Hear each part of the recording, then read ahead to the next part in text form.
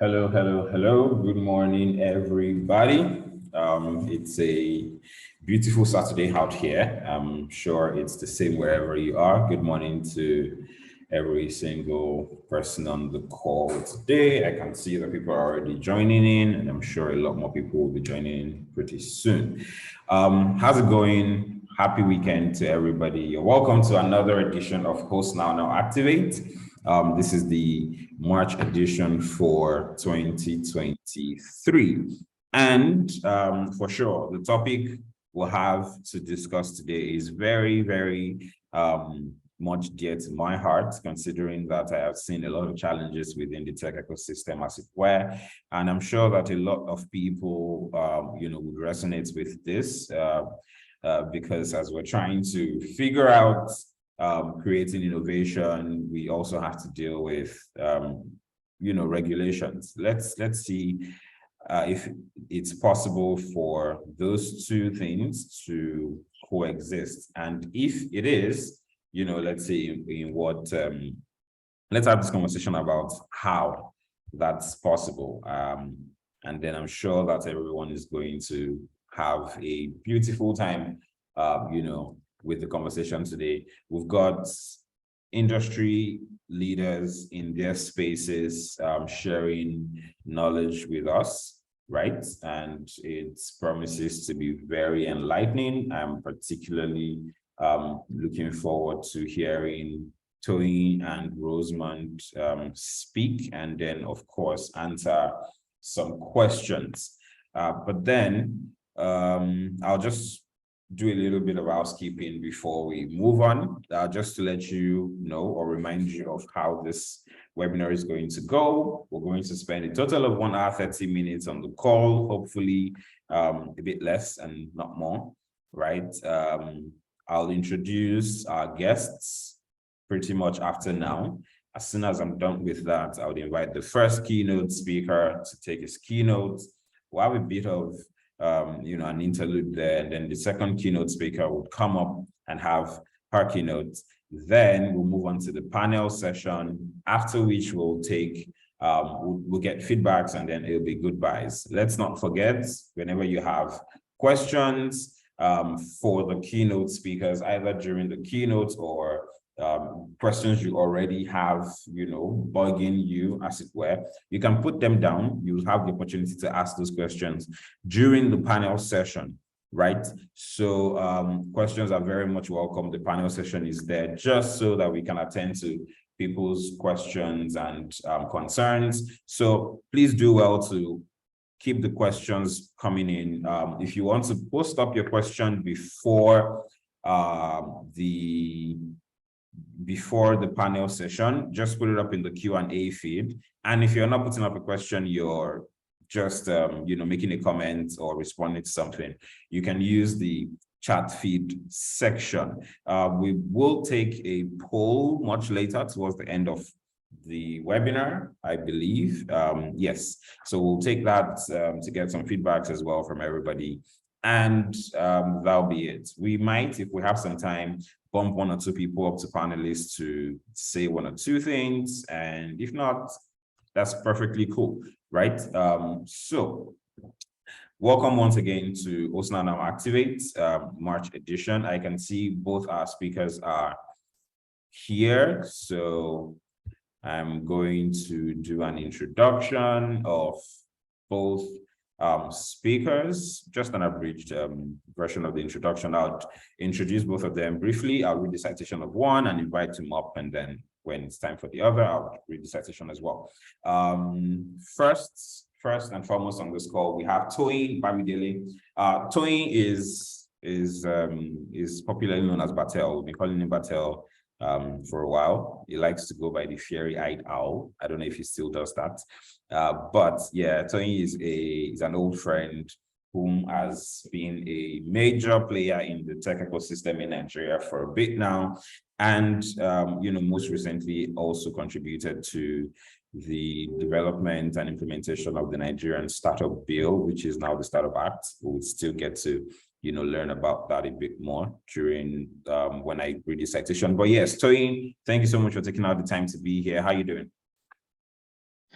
Hi, Model. Thank you very much for having me. And yes, of course, I still go by the fiery-eyed owl. That's awesome. That's cool. That's cool. You learn about some of the things Toyin has been working on in a bit. Just to say thank you. Thank you for coming. We also have Rosemond on the call. Okay, I saw her earlier. I think she's dropped off. But Rosemond is a lawyer who specializes with working with startups, and I'm sure I know she's done quite a bit of work with a couple of startups in different spaces within the tech ecosystem, and she's going to be lending her voice to the legal perspectives of some of those things. It's a very funny thing in the country that we're in, considering that there are two sets of people we really don't think we need as much until we need them, and those are lawyers. Well, maybe three: lawyers, consultants, and counselors, right? It's hard for a Nigerian to accept help. We always feel like, oh, we can do it ourselves. And there's so much that, you can shield yourself against when you arm yourself with a lawyer from the get-go. I've heard people ask about, oh, if they need a lawyer, they're just a year old or less than a year old. Why do I need a lawyer? Can't we just do it ourselves? Can't we Google it and everything? Well, there's so much that you won't be able to deal with, so much of fine prints that you won't be able to interpret if you don't have the services of a lawyer in your bag. So Rosemond is here today. She's going to be lending her voice to some of those things. Rosemond, hi. It's good to have you on the call. How are you doing? Yes, thank you very much. It's really amazing being here. Thank you so much. And thank you to the HNN team. Beautiful. Thank you as well for accepting our invitation to share insights here today. So without much further ado, we're going to go straight to the first keynote, which is going to be taken by Toyin Bamidele, aka Batel. Please feel free to refer to him as Batel on this call. I would mention Batel occasionally, so please know I'm referring to Toyin when I say Batel, right? Just to read his profile, Toyin, of course, addressed as Batel, is a thought leader and a champion for Africa's transition to a digital economy through youth empowerment and engagement. Is an innovation strategist adept to employing programs, strategic partnerships, and policy initiatives approach to creating an enabling environment, for young people to explore digital entrepreneurship. He's an author and a speaker. He's the operations partner at Consonance. He provides support to innovators through funding, community, strategic partnerships, and programs. He also works with Grant Thornton, Hawksworth Advisors, as an innovation strategy consultant, where he advises public and private sector players on how to operate competitively and achieve desired objectives. He's also a consultant with HYBR Group and Systemic Innovation United Kingdom, where he advises on engagement frameworks on the Africa Scale-Up projects facilitated by the United Kingdom government and the APSA Group towards understanding the critical success factors for scaling digital businesses in Africa. He's worked on different projects. He coordinated. He also worked as project coordinator for the Nigerian Startup Bill, which he was reappointed as State Liaison and Engagement Lead for State Adoption Secretariat of the Nigerian Startup Act. Right, the Startup Bill eventually became the Act after it became passed. He also led partnerships and growth for 4 growth edtech startups serving Sub-Saharan Africa, Utiva, SalesCube, Gradely, and Level Up. He is a deal flow partner with Get Equity, where he ensures early stage startups have access to alternative options for raising capital and funding. He's worked with Ventures Platform as a strategy analyst, where he works with the Office of Executive Director to manage internal and external engagement towards supporting digital entrepreneurship. He's been a judge on, and mentor to students, focused on innovation projects at Holt Prize and a couple of other, programs. He's a convener of Venture Matrix for the Future of Africa project and through campus innovation circles. He's also the convener of the Nestle's Playbook project, which was recently launched, by the way, an initiative to create an enabling environment for undergraduates to explore digital entrepreneurship as a contribution to Africa's transition to a digital economy this decade. He's an award recipient of Armand Iman's global recognition of 50 most impactful people on LinkedIn in 2020, the Southwest Nigeria Excellence Award in 2020, and the Future Leadership Award of the Year 2022. Ladies and gentlemen, please, can we have a digital round of applause and a digital welcome as I make welcome my friend, my one and only fiery-eyed Hal, Toyin Bamidele, aka Batel. Toyin, you're welcome. You've got the floor. Thank you very much, Emmanuel. I was about to ask, how were we going to have digital claps? And I remember, their reactions. So. Oh yeah. All right. Thank you for having me, Emmanuel, and the Host Now team. So great and excited to be here. As I am always saying, right, any opportunity and every opportunity to talk about the Nigerian Startup Bill is such an exciting initiative. I think we are not even talking about it enough with the amount of impact and the brilliance, right, of the coordination behind the Nigerian Startup Act. So I'm really excited about this time with you. It's always an exciting time for me to also engage entrepreneurs because you guys are the ones shaping the future from today. So thank you once again for giving me this opportunity, Host Now team, and Emmanuel for giving me this. So I'm going to start my keynotes by first restating the keynote because I found it very interesting. I think it's very important at this time to understand what are the opportunities for tech entrepreneurs within the Nigeria Startup Bill, right? And I found this very interesting because the whole Startup Act is actually designed, the whole Startup Act is actually designed to provide opportunities for tech entrepreneurs operating in and for Nigeria. Now, that being said, I'm going to start my keynote with a story. And I'm going to hinge this keynote on this story, and I hope that we can have it as a reflection of how important the Nigeria startup is and how it is going to provide opportunities to entrepreneurs. Now, it's a normal saying that if you put a shark within a fishbowl, it is going to grow 8 inches longer than the normal size. But if you put it within the sea, it's going to grow 8 feet longer, right? And that is just a is an anecdote of the reality of the Nigerian economy and its potential.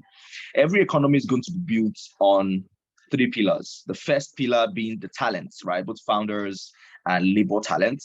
The second will be capital, right? And then the third would be policy. Now, the beauty about the Nigerian ecosystem is that it has evolved so organically that it followed the due process of developing vibrant ecosystems, right? So people most times, clamor, why is the startup bill just coming now? This should have come before, but the biggest economy, yada, yada, yada. But the growth of ecosystems follow process. And what we do not highlight enough is the beauty of the Nigerian ecosystem within Africa, that it has evolved the way it should evolve in even a very relatively short time. So most times, every ecosystem is built on, number one, talents. Like, there's no ecosystem without talents.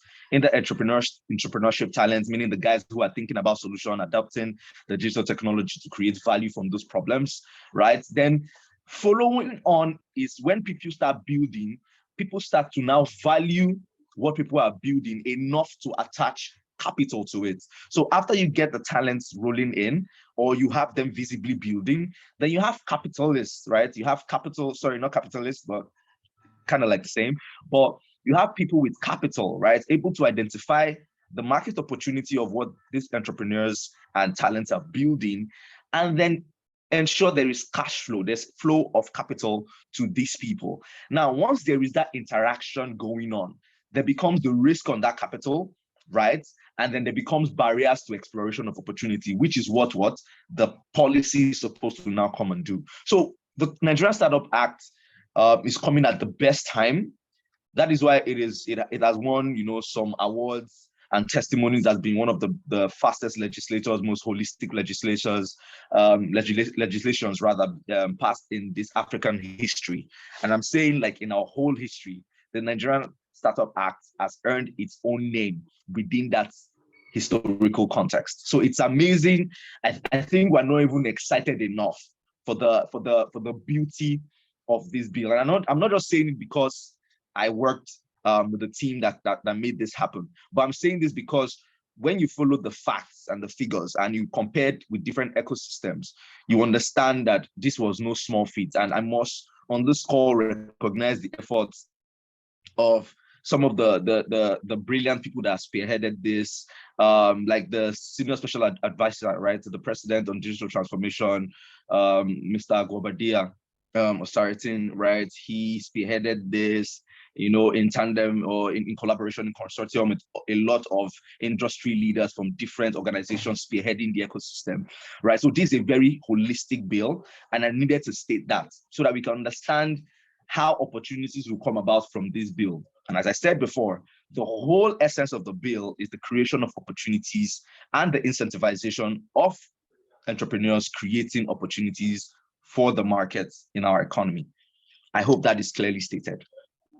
Now, why that is stated, I need to also state that there is a spirit behind the bill, right? There is a spirit behind the bill that creates that has inspired the core objectives of the bill. So what is the spirit of the bill? Number one is that the spirit of the bill is very hinged on inclusive engagement. So in the design and implementation of the whole project, right, of the act, right, and I'm choosing my words carefully. I said implementation of the project of the act because implementation for the act, is still at the early stages of initiation. But the Nigerian Startup Act as a project, right, was initiated on the preface of a concept called Big Tent approach. Now, the Big Tent approach is we identify that, the sole purpose of the act is, or the sole purpose, or not the sole purpose, the feel, right, of every vibrant digital economy or digital ecosystem are the people there, the human resource, the talents, right? But for the creation of the ecosystem, more than the talents is the environment or the contributing players and factors around these talents that actually define the success of the talents creating the opportunities and the extent and degree to which they can create this kind of opportunities. So the Big Tent approach was basically our chance, right? Identifying that to create a successful act, right, we needed to include every bucket of stakeholders involved in the digital economy. So it was not just founders, it was investors. It was not just investors, it was policymakers. It was just not policymakers, it was the talents themselves building on these products. It was not just them, it was the corporates who were looking to also transition into the digital economy, the big boys, the ones playing in the telcos, the one playing in the banking industry. So all of the stakeholders, right, the MDAs, right? So we ensure that everybody was carried along and everybody's voice were heard. That is why the bill is so holistic. So that is the first spirit of the bill, inclusive engagement. The second spirit of the bill is the incentivization, right, of economic activity through digital entrepreneurship. So that is why it is very, if you look at the bill, right? I don't know if anybody has taken time to read through the bill or look at the look through the act.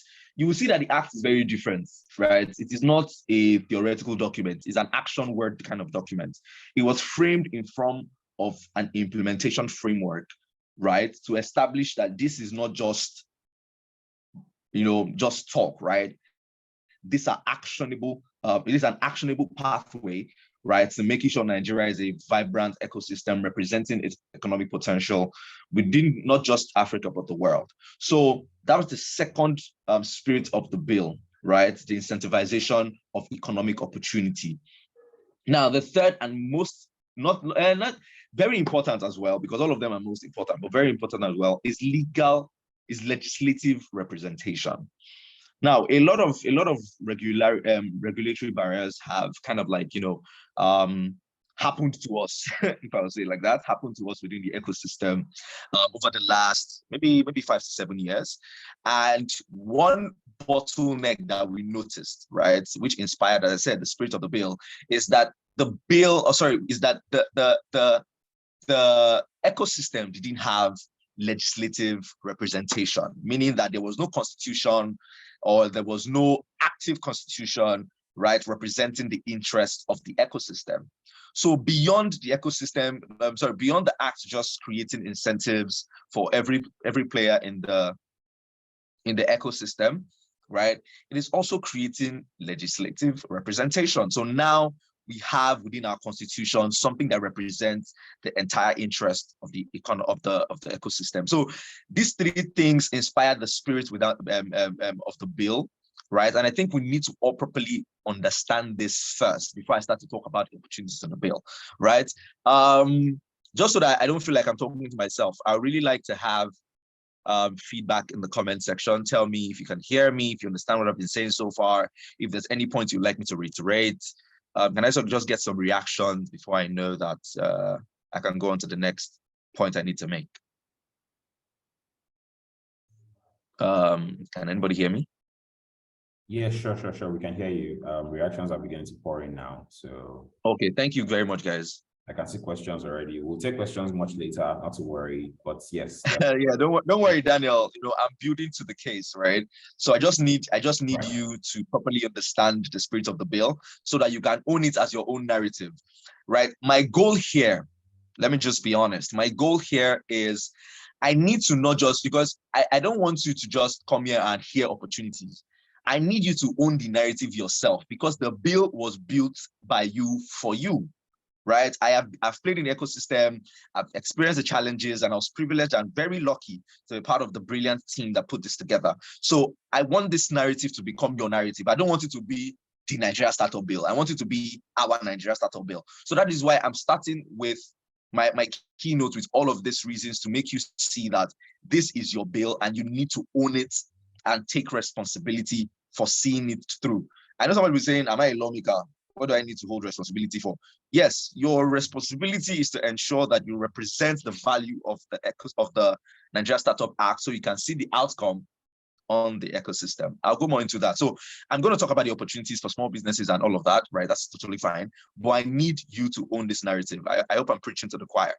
Now, let's talk about what are the objectives of the act so that, take it like is a take home, take it to the bank, right? If they ask you, so what's the purpose? What's the red hot why behind the act, right? There are just three simple holistic holistic values, right? Number one is to create an enabling environment for the good work being done by entrepreneurs and talents. So the Startup Act, right, by design, is creating an enabling environment for the development and operationalization of startups in Nigeria, for Nigerians and the world, right? The second is to actually foster the development and growth of talents. Now, there's a talent dearth within Africa, the ecosystem, right? There's a lot of brain drain, right? And we need to catalyze and institutionalize the development of talent within the ecosystem so that we can see more growth of the ecosystem. So that is the second objective, is to ensure that we make a priority the development of talent within the ecosystem. And then the third objective is that Nigeria has the biggest economy in Africa, right? And when people look at Nigeria, they see the potential of Africa this decade. So it is very important for us to leverage on digital technology and the understanding of the potential of the digital economy to be able to position Nigeria appropriately, right, as a competitive hub for innovation across the world, right? As the global economy becomes bigger, right, through digital economy, we want to ensure that this decade we're not just spectators, right, but we're active players within shaping the narrative around what the global economy should look like in the next 10 years, 10, 20, 30 years, right? Because we have the people, we have the resources, and we have, most importantly, we have a reason that the rest of the world do not have, right? We have a reason. So you learn about that reason, right? It's a personal anecdote for myself that inspires me to continue to do the kind of work that I do. There is a reason why there's a reason why Nigerians need to hold on to the realities of the fourth industrial revolution this decade. Like, it is very important. I cannot overstate that. And the Nigeria Startup Act just enables that reality to unfold. So that being said, now, Mr. Man, give us the opportunities for tech entrepreneurs in the Startup Act. So as I said earlier, right, the whole Startup Act was just designed for creating opportunities for entrepreneurs in Nigeria. Now, for me to properly articulate what these opportunities would be, I'm just going to talk about the implementation framework. As I said, all the things I said at the beginning was very important to this last part, right? As I bring my session to a close, is that the opportunities. Okay, I can say that the opportunities within the Act for the entrepreneurs are actually within the implementation of the Act and the adoption of the Act. I'm going to take that again. The opportunities for tech entrepreneurs in Nigeria from the Nigeria Startup Act is in the implementation and adoption of the Act. So what is the implementation of the Act like? So the implementation of the Act, sorry, I need to drink some more water. That's perfectly fine. I mean, with all the bars that you're spewing, I'm surprised you're not even carrying a gallon of water right now. Thank you very much. So the implementation of the Act has been phased to about 11 provisions within the implementation of the Act. Now, the first is the Council for Digital Innovation and Entrepreneurship. Now, this is very, very important, and that is why it has looked like, oh, what is happening? The buzz has died down. The buzz has not died down. The buzz has not died down. It has not died down at all. Please, let's not spew narratives, that do not support the reality of the work being done. The reason why we cannot take more steps outside of establishing the council is this. If you really look at our ecosystem over the last 5 to 7 years, as I think I stated this earlier, you will see that one of our biggest bottlenecks is what? The regulatory bottlenecks, because Nigerians have done for themselves beyond what any government has done for them until the Startup Act, right? But one part that they could not impact, which is by natural design out of their jurisdiction, is the regulatory barriers, right, of the bill. So that is, the regulatory barriers of the ecosystem. And that is because there was not enough engagement, right? We build in silos here, right? Builders are just building products, right? Investors just want to invest money. Nobody's talking to policymakers. Policymakers are not talking to them. So it was very important that the first stage of creating opportunities was to establish a council. So once that council is established, right, they will now be contending with regulatory barriers. So nobody can just wake up and say tomorrow nobody's doing this and doing that. Now they have, because we now have legislative representation, they now have to engage the council and say, guys, we want to take this decision. What is this going to look like in terms of impact on the ecosystem? Now we have that. Before we didn't have that. And that is the first opportunity being created for entrepreneurs, is adequate representation within the constitutional framework, within the constitutional reality of Nigeria. So that's the first opportunity, that now a council is going to be set up. I think it's already even been set up because we're setting up the consultative firm already. So is that council, right, is going to ensure that entrepreneurs can now be heard. So that's the first opportunity. The second is now that once we establish that council, we can now establish a one-stop portal, right, for the identification and labeling of startups. Now, as I said before, one of the limiting factors for startups was that we didn't have legal representation, so we couldn't have a federal identity, right? Now that we have the Startup Act, we're going to establish a one-stop portal where all that's going to facilitate engagement, is going to facilitate licensing to everyone who is operational, who is building a startup, right? Is going to ensure that all information, one other problem was information flowing from governments to citizens, from citizens who are founders to, other players, to players in the market and all of that. There was just so much fragmentation in information. So that portal is going to solve that. So that's the second opportunity for entrepreneurs. Just to, I'm rounding it up. I have just 5 minutes or less. So I'm trying to quickly round that up. So opportunities is for the portal is that you now have access to information, and then you can be up to date and ensure and be very aware that all that's happening within the ecosystem can be seen in one place, and everybody can know everything that's happening at the same time. The next is the startup labeling that will come after the portal, right? So startup labeling would mean that once the government can recognize you as a startup, right, you can now get access to tax incentives, support. You can get support in terms of capital. You can now get regulatory reliefs, right? Because you have been labeled as a startup and not just a traditional business, right? So let's say it's like the CAC for startups, you understand? So you can get tax reliefs, you can now get identity within our economic system. Then after that labeling system has been done, they will now have the investment fund. So the government, right, now has part of his budget, right, a representation within the budget for the startup ecosystem, right? So that's a very huge development. So going forward, right, startups in Nigeria will now be able to apply to access this investment seed fund and grants, right, set up by the government to facilitate innovation in the economy, right? As we can even see that it's already happening, right? Like the IDICE fund, right? The 672 million fund established to just spearhead innovation. Like that's not even just that is a birth.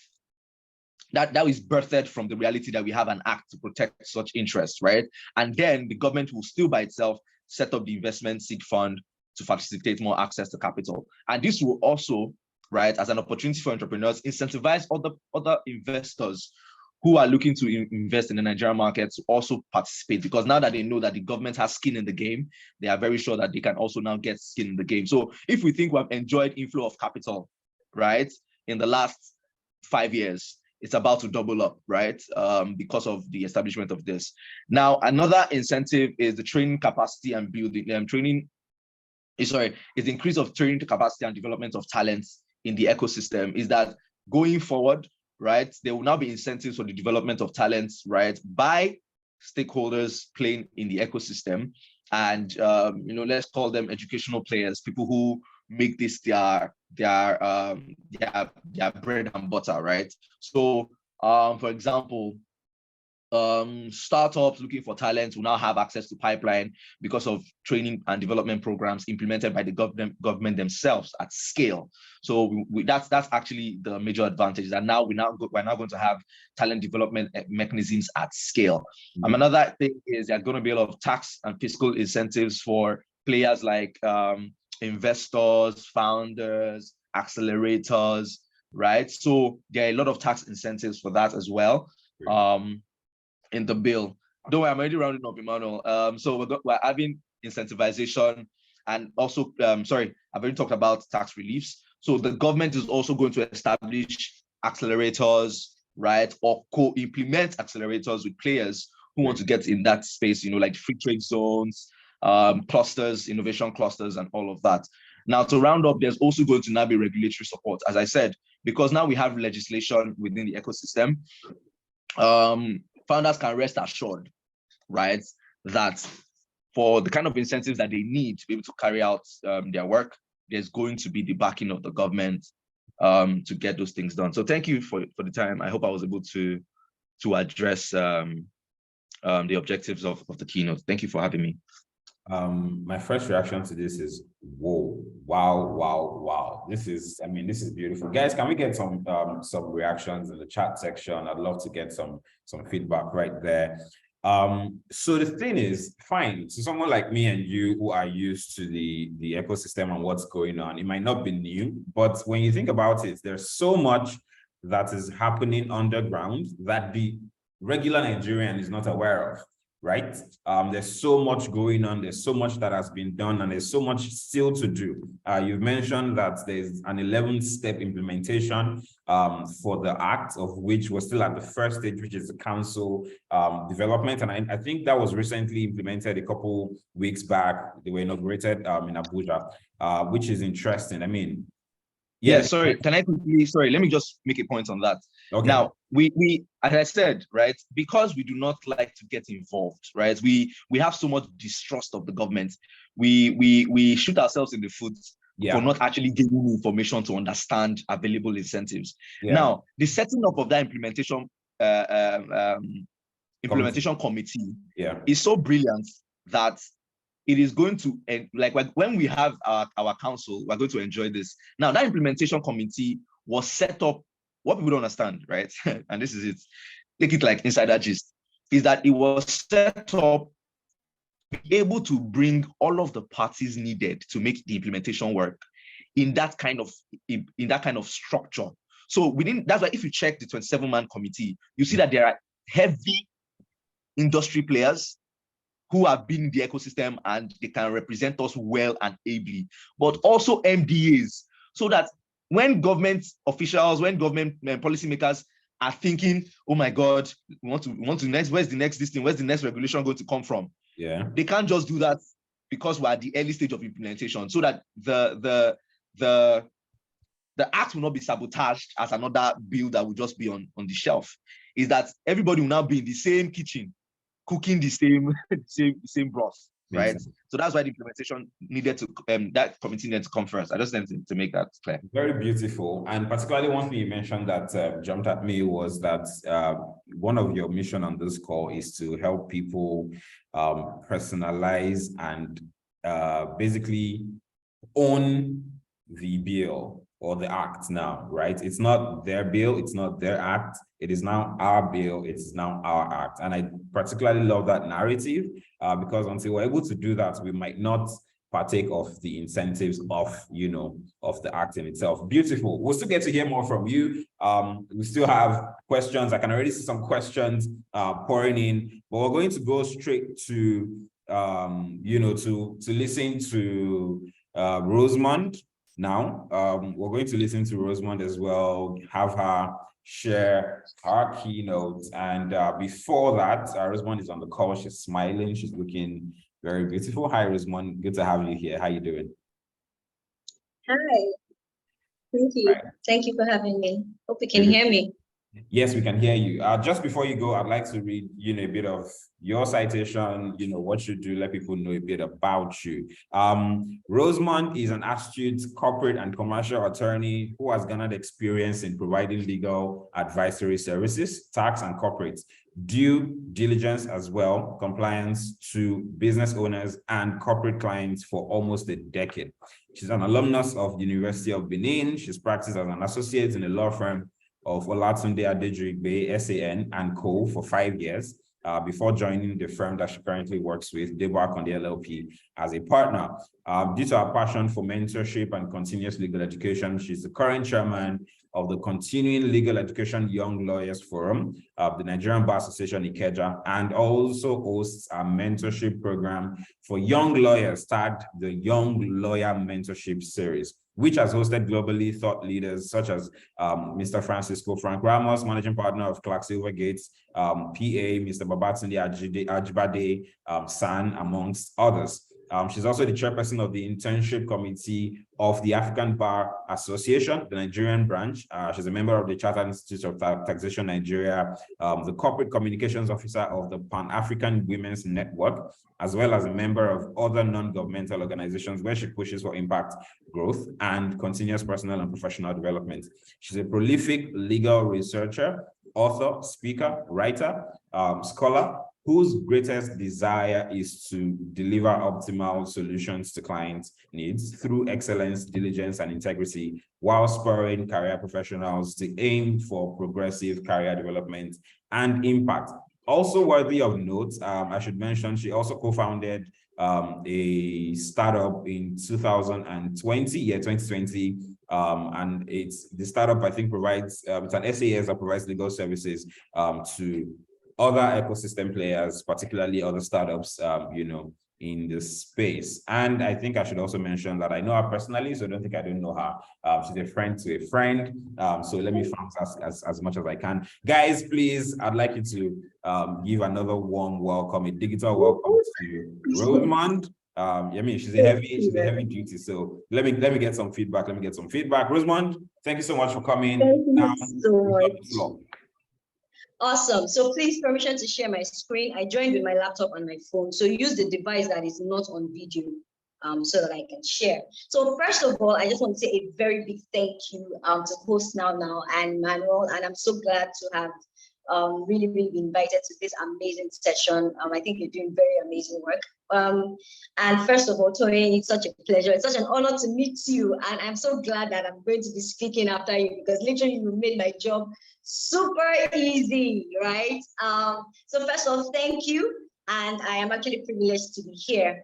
So first of all, before we start, I want to ask, I know we have professionals here, we have entrepreneurs here, we have startups here, and just a representation. So just say who you are. So are you a professional? You can state what you do.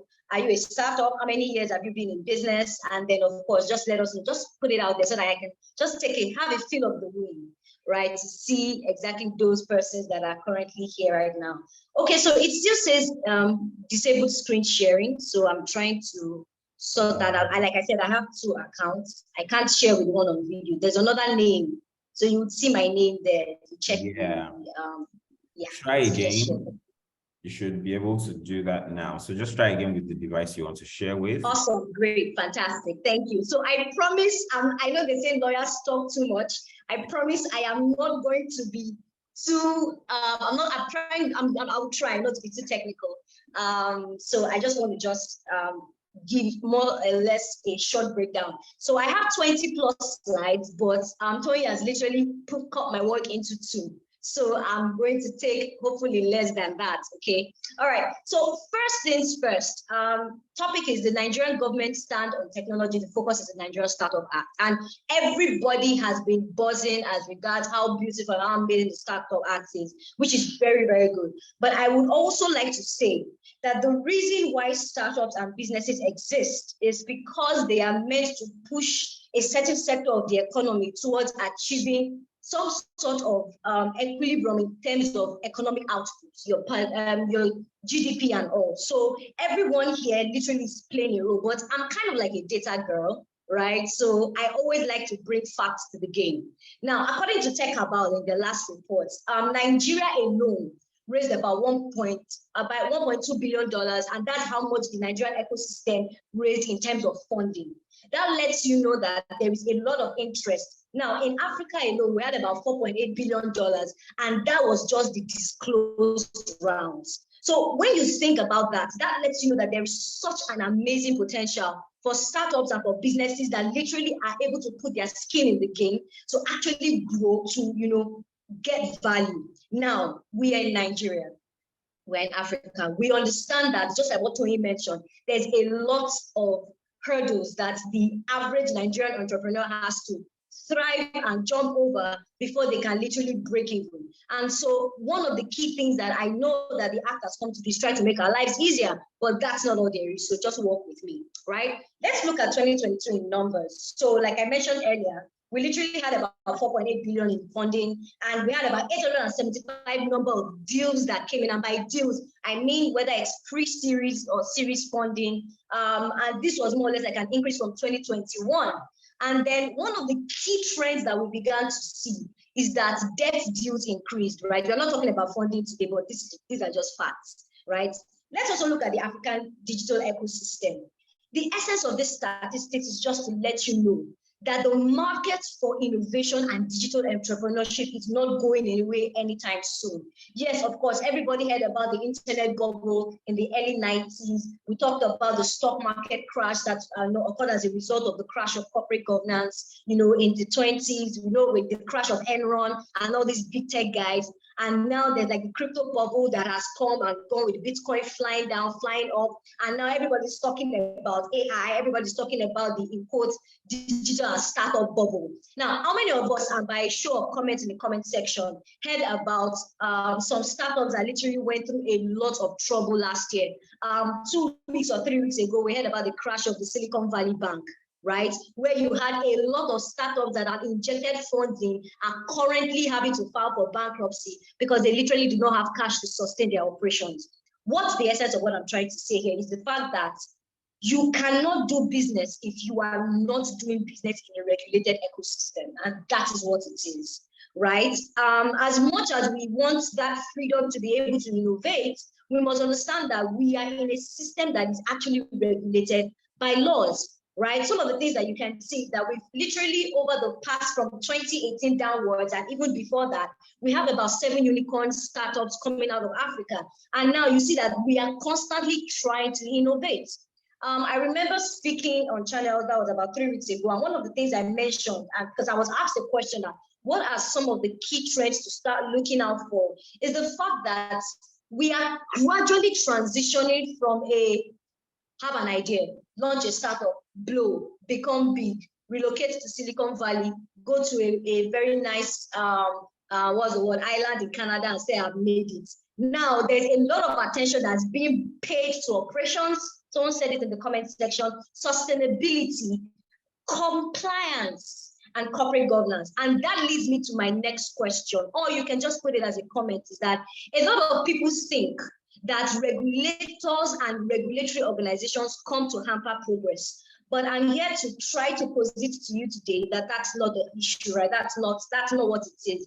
Because if you do not have proper sound regulations that govern your business, trust me, it's only a matter of time before you go through some certain level of challenges, right? These are just some more data. You can look at it and you can see that almost every sector in this country has been funded in, as far as the African tech sector is concerned. Of course, fintechs being the highest, right, in 2022. So in 19th of October 2022, the Nigerian Startup Act was passed. So it moved from a bill to an act. However, it will surprise you that in that same period, the Nigerian Information Technology Development Agency, which is NITDA, the NITDA now is more or less like the secretariat that is supposed to implement, right, the Startup Act. They tried to bring in another bill, but there was a challenge because it literally was trying to take us back. So now we are very happy that the Nigerian Startup Act has been signed into law. And of course, the goal is that it brings, proactive development in the ecosystem, right? So that was just a short introduction. So what are we going to be talking about within the 15 minutes I think I have? We're going to be looking at legal considerations. There was something that Emmanuel said at the beginning that, you know, a lot of people are like, okay, so what do I have to do? What's my business? I just have this idea and I want to launch it. I'm going to be talking about some things that if you're a startup business here, you're a co-founder here, there's some critical things you need to look at, right? We're going to look at regulatory considerations, then we'll look at the bill proper and look at some data, some facts and around it. So key things to consider. So I'm assuming that we know these things. So I'm not going to dwell too much, but I'm just going to highlight it, right? Whatever stage of business or growth you're in, there are some certain things that you must think about. The first thing is you must understand that what's your business structure? How are you running your business? Are you running your business like a one-man operation, or you actually begin with the end in mind?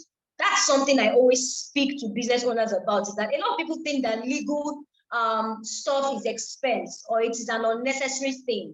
I always say this, is the fact that consider protecting your business as an investment, not an expense. When you have that mindset, you will realize that there are some certain laws that you have no choice but to obey, right?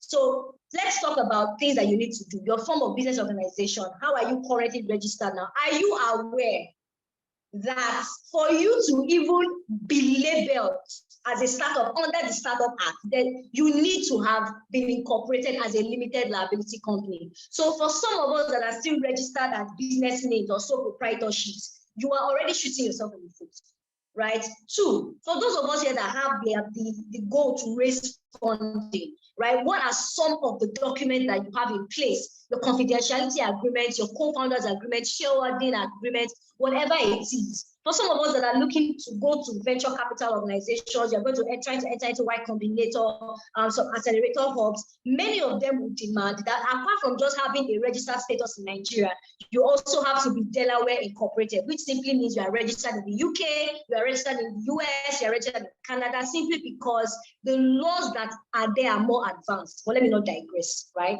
What are the contracts and the relationships you have with your employees and consultants? Do you have policies? Is your intellectual property rights protected? Are you sure that the idea that you have is really your idea?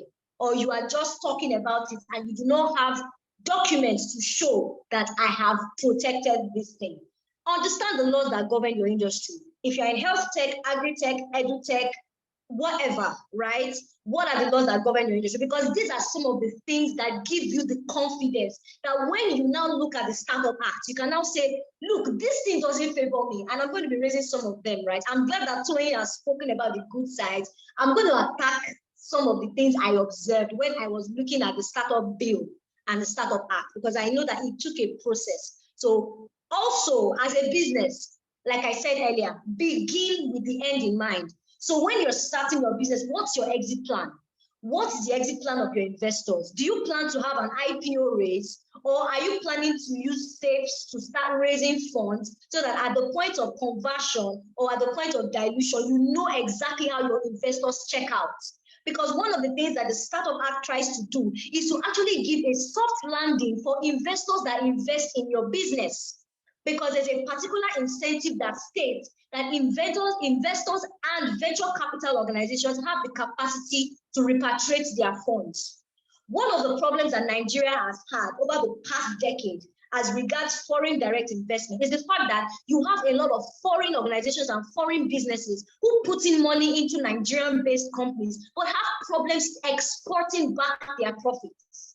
So that's something that you should think about as a startup owner, as a business owner, whatever it is, right? Please let me have some comments in the comment section so that it's not like I'm blowing too much grammar.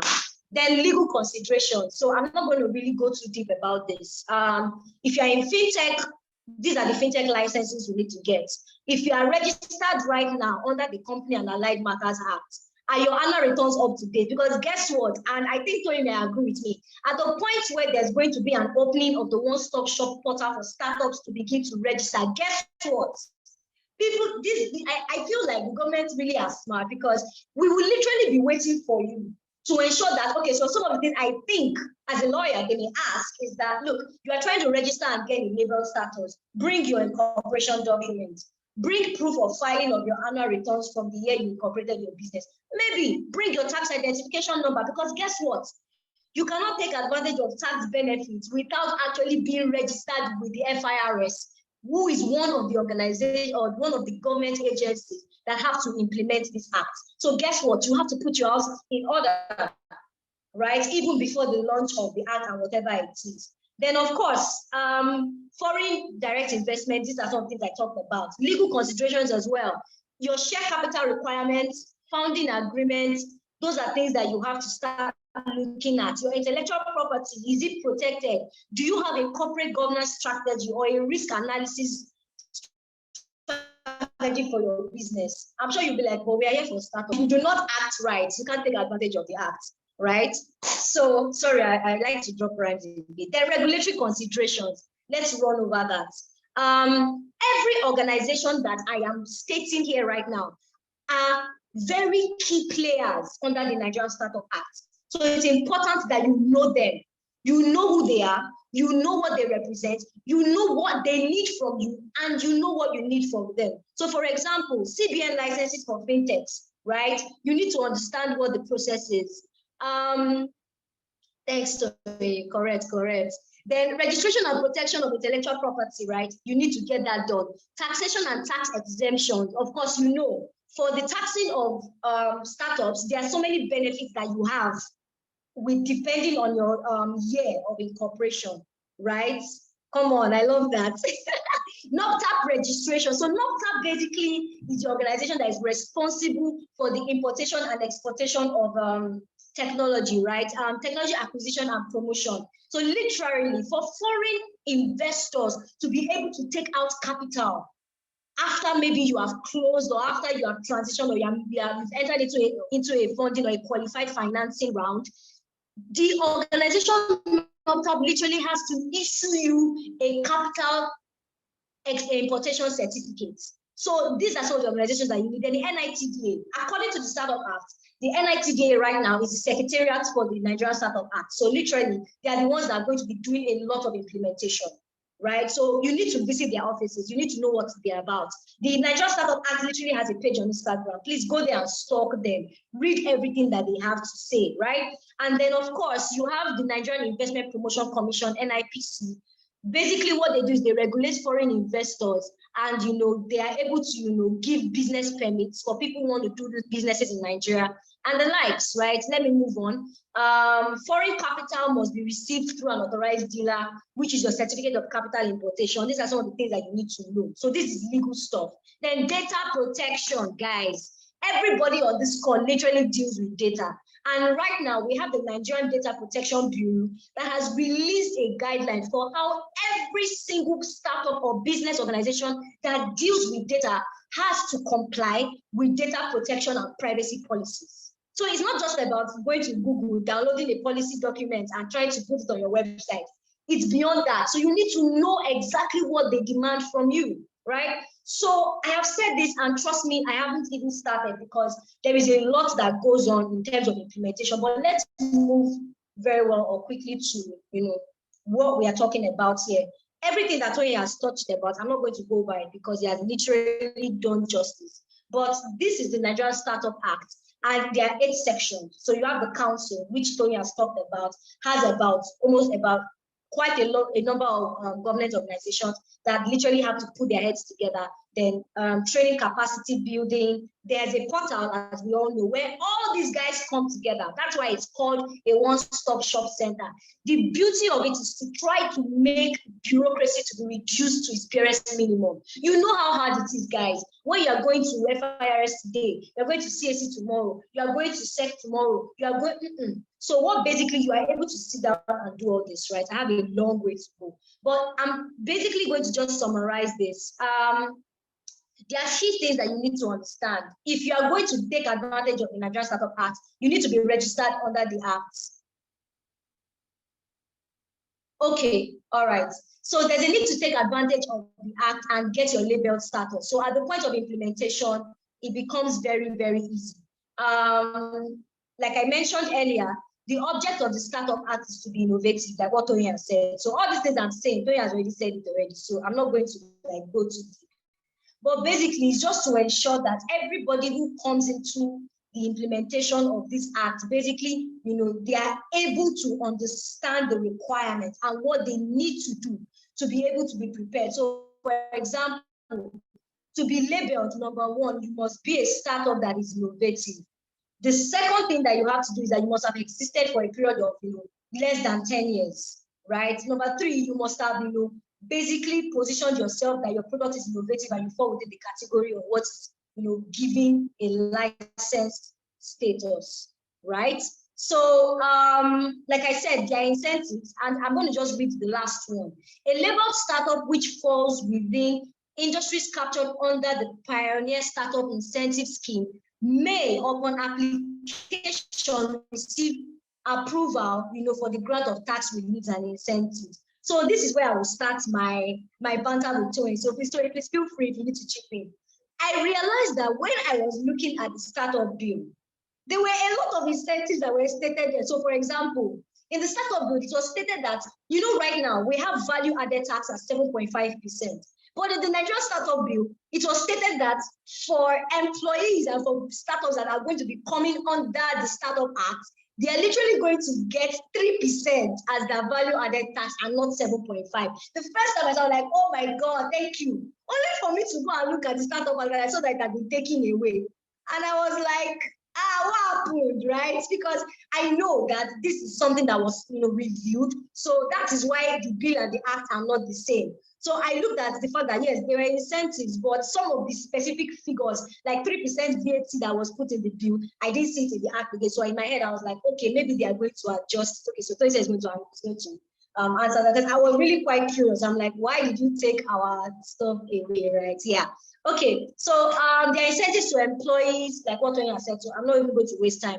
Training and capacity building, this is the part that I really like. The Nigerian government is going to be collaborating with a lot of accelerators, incubators, innovation parks, right, to be able to train. In fact, one of the incentives that startups that you have right now is that under the Industrial Training Fund, you have the capacity to be able to train your employees using their help without actually being taxed for it, right? And of course, you can use government, academic, and research institutions. So you'll be entitled to, tax credits. In fact, this tax credit thing, I noticed that it was taken away in the act, but I think it's something that they are still going to adjust, right?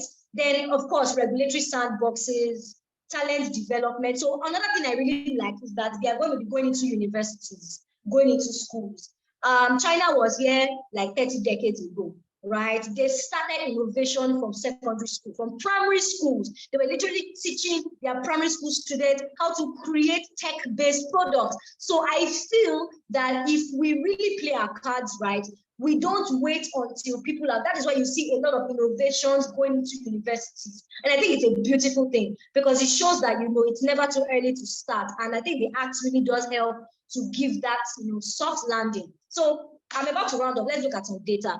Now, it would interest you to know that Nigeria is not the first country to have implemented the Startup Act. Tunisia was here as at 2018, right? And some of the things that you need to understand is that, accountability and governance, incentives and grant enforcement, those are the key things that we have to look at, because I know that the council or the Toyin will bear me witness. I think there was, if I at a point in time, though you guys had to, I think, travel to Tunisia also to go and look at how the ecosystem over there even works, because I saw some of these things, right?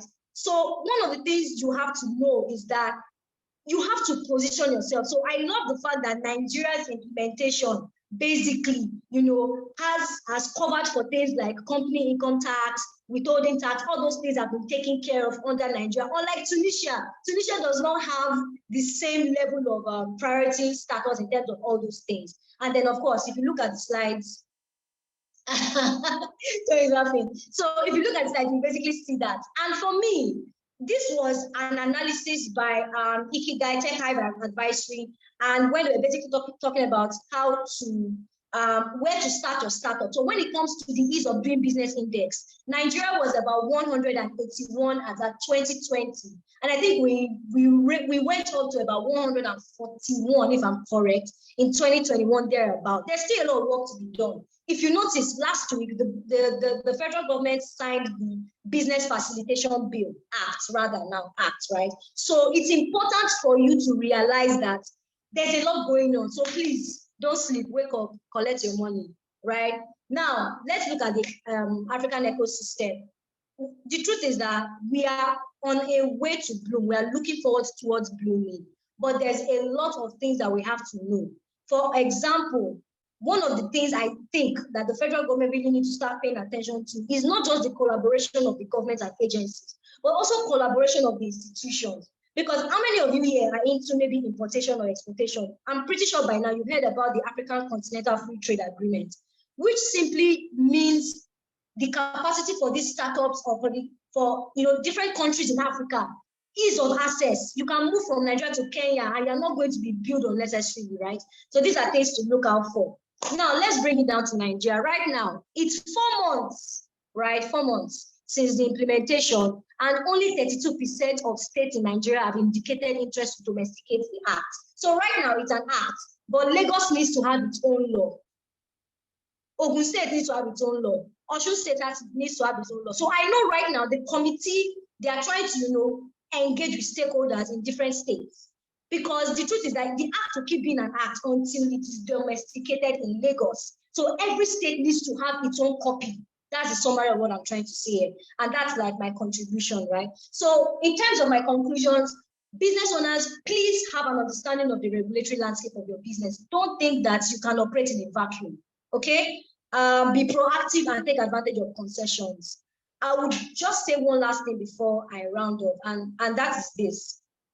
I remember when I was engaging in a fundraising round for one of the companies.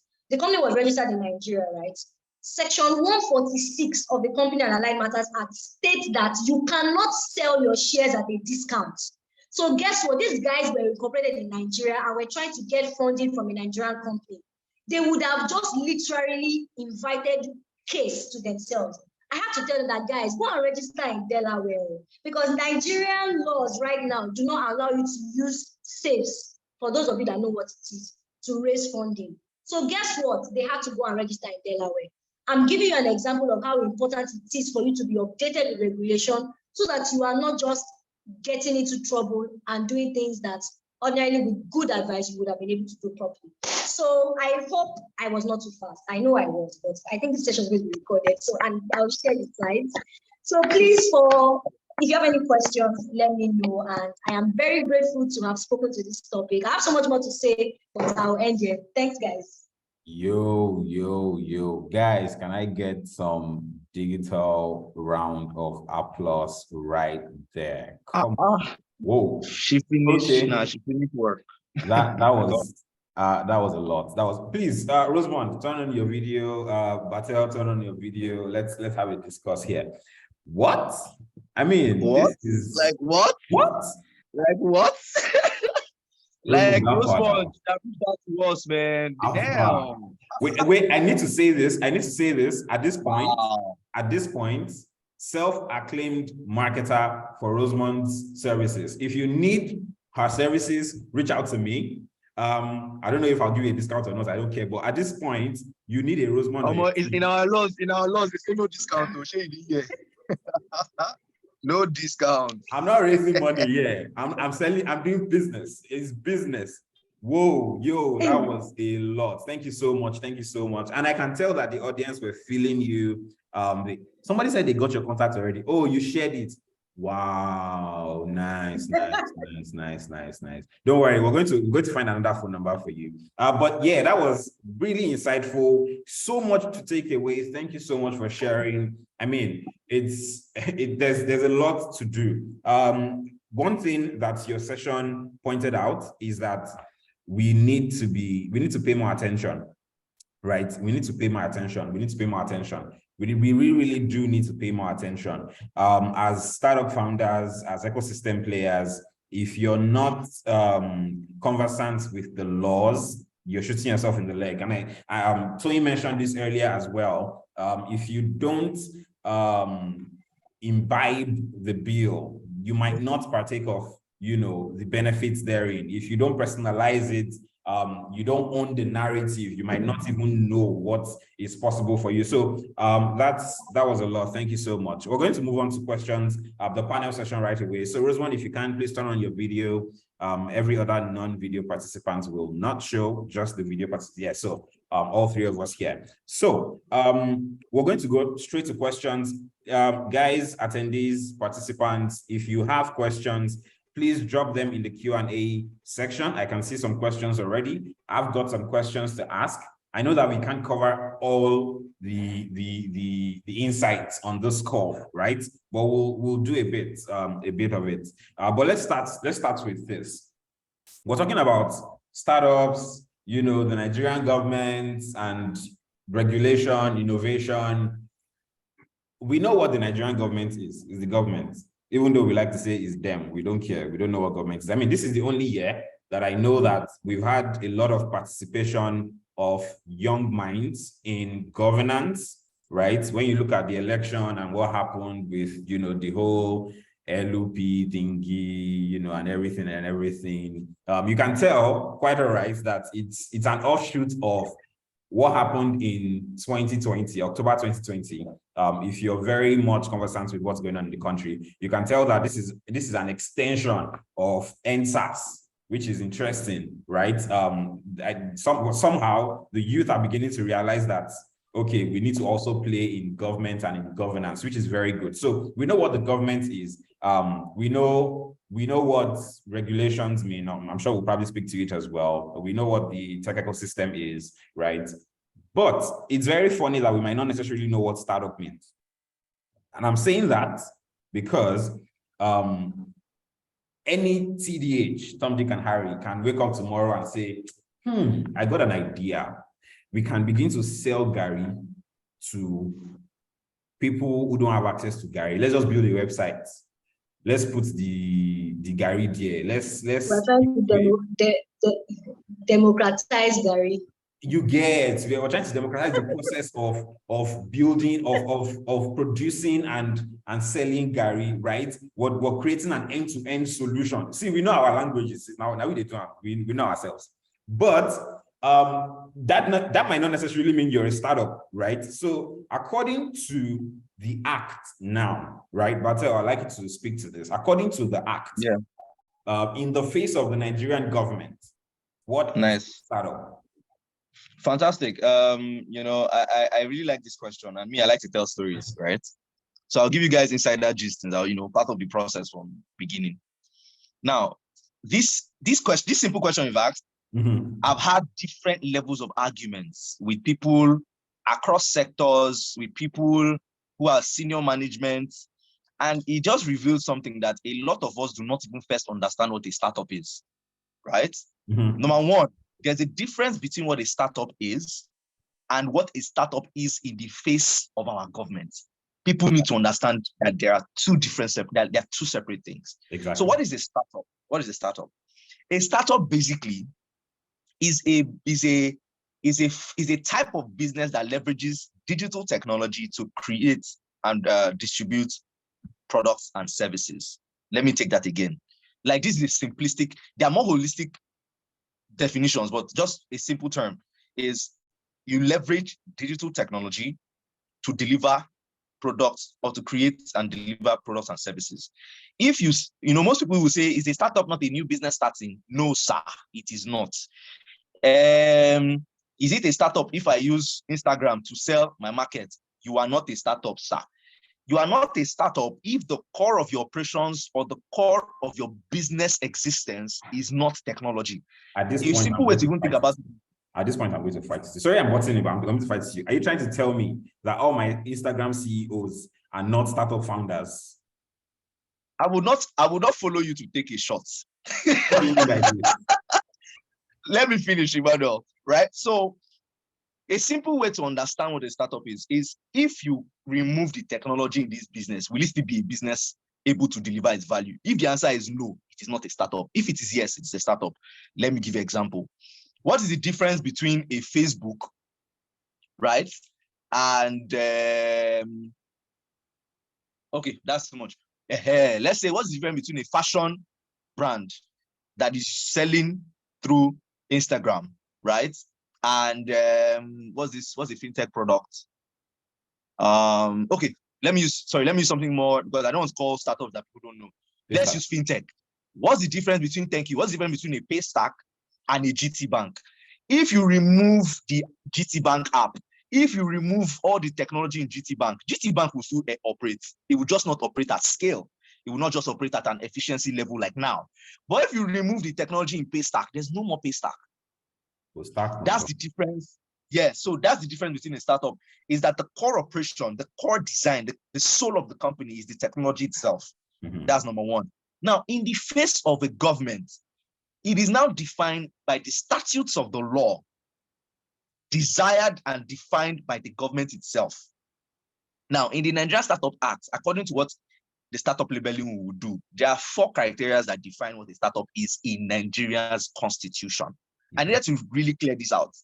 Number 1 is that it is registered as a limited liability company under the Companies and Allied Matters Act of 20. That's why when Rosemond said that, I was like, nah, this girl sabi, right? You need to actually be registered with CAC first, right? And has been, now there's this line that really confuses people, where it says, and has been in existence for a period of not more than 10 years from the date of incorporation. Most people think like, oh, does it mean that I'm only a startup if I've operated for 10 years? No. It just means that in the Nigerian law, once you've done 10 years, you are not a startup anymore in Nigerian laws. Even though outside of the Nigerian law and what startups are, a startup is not defined by the length of time it has been in operations. Facebook is still a startup, even though it's a big company. It is just a startup in its late stages. That's it. Let's not go into that. I just needed to quickly define that. So it just means that in this law, the Nigerian Startup Act, right, your 10 years is your span of engagement as a startup. So if you've done 1 year, you're a startup. If you've done 2 years, you're a startup. If you've done 7 years, you're a startup, as long as you are registered with the Companies and Allied Matters Act of 2020. Once you cross 10 years, all of the provisions for startups will not now be accessible to you anymore, based on the law. Number 2, and this is, I love this part of the law of startup labeling, because it kind of aligns with this first promise that this first definition I made, which is that a startup is labeled if its objects are innovation, development, production, improvement, and commercialization of what? Of a digital technology, innovative product or process. So there's a difference between a startup, even within the act, and a small business. Mama Sikira that has a store, right? She now creates a website for people to reach her. It is not, that doesn't make her a startup. That doesn't make her a technology company. That only makes her a technology-enabled company, because what? She's leveraging technology. If Mama Sikira wants to transform from being an SME into a startup, all she needs to do is that website now needs to have a life of its own, and maybe we'll call it Secure, Secure. You understand? So the startup name is Secure. Scarly. Do you understand? So by that simple transition, she now has 2 companies, which is Yasikira Stores and Scarly.com. I hope you understand, because Scarly.com is now using a digital technology, which is what? E-commerce. They are identified digital technologies, e-commerce, AI, IoT. They are those already specified digital technology, right? Sorry, I'm taking too much on this time, but this thing, I said we have had arguments on it for hours. So I need to really specify here on this call, since it's recorded. The third criteria is that you are a holder or repository of a product or process of digital technology, or the owner or author of a registered software. So this one is more IP related, meaning that you are able to leverage digital technology to create intellectual property on your technology.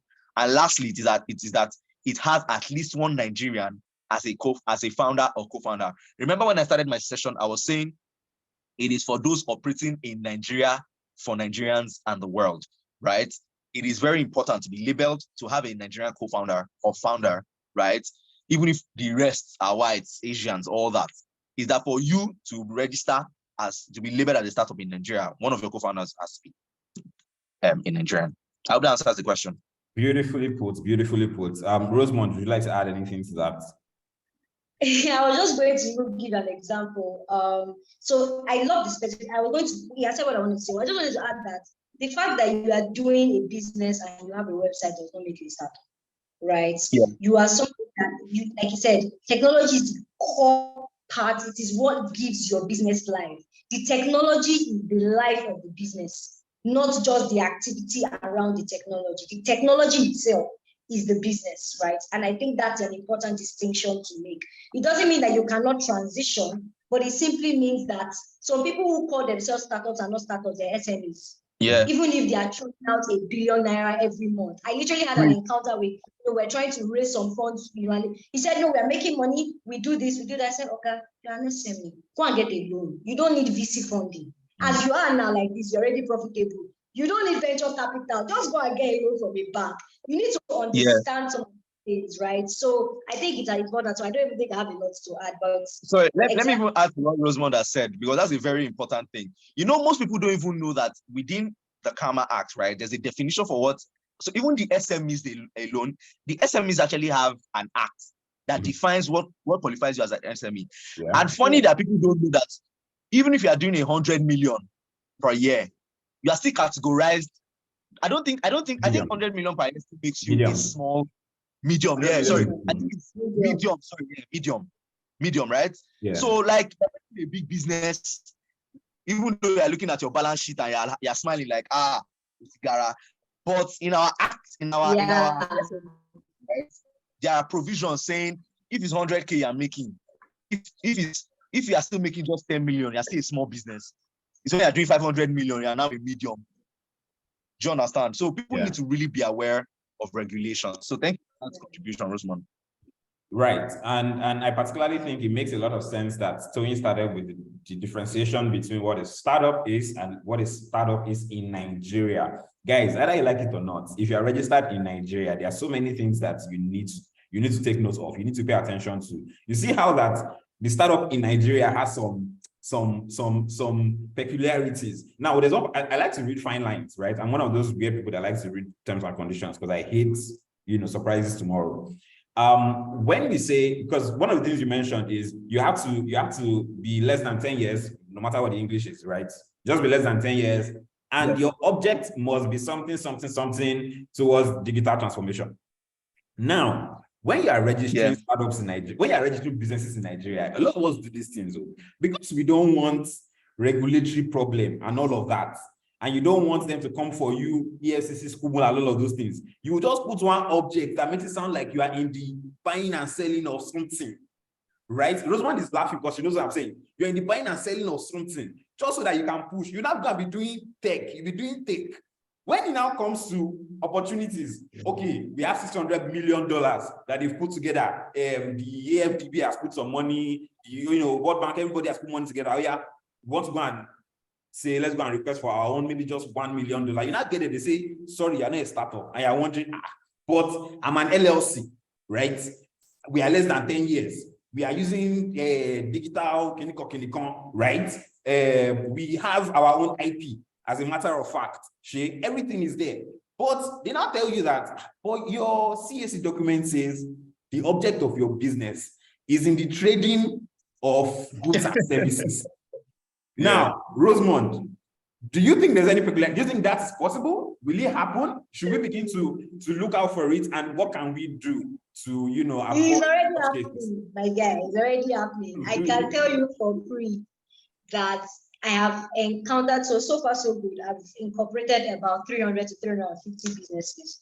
About 80% of them are limited liability companies. And one of the things I would always hear them tell me is that, okay, so for example, somebody wants to launch a money lending platform. The first thing I'm telling you is that, okay, how far? According to SEC, you have to get this. Are you coming? What kind of money lending license? Are you going to have a PSSB license, a PSB license, or whatever it is? They're like, P what?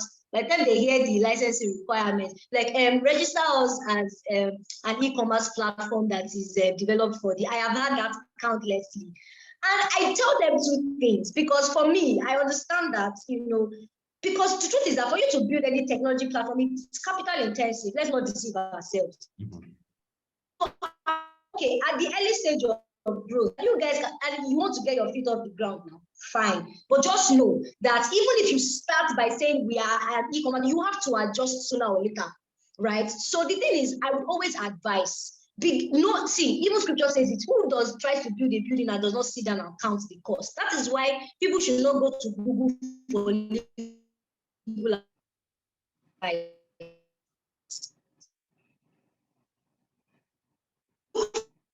Practitioners that are well specialized, at least just give us the roadmap, which is what you have to. For example, the Nigerian side of the bill basically says that one of the things that would qualify you to have a license status under the act is that you need to have at least one Nigerian director in the company, and the director must have 51% shares. That means it must be a majority shareholder.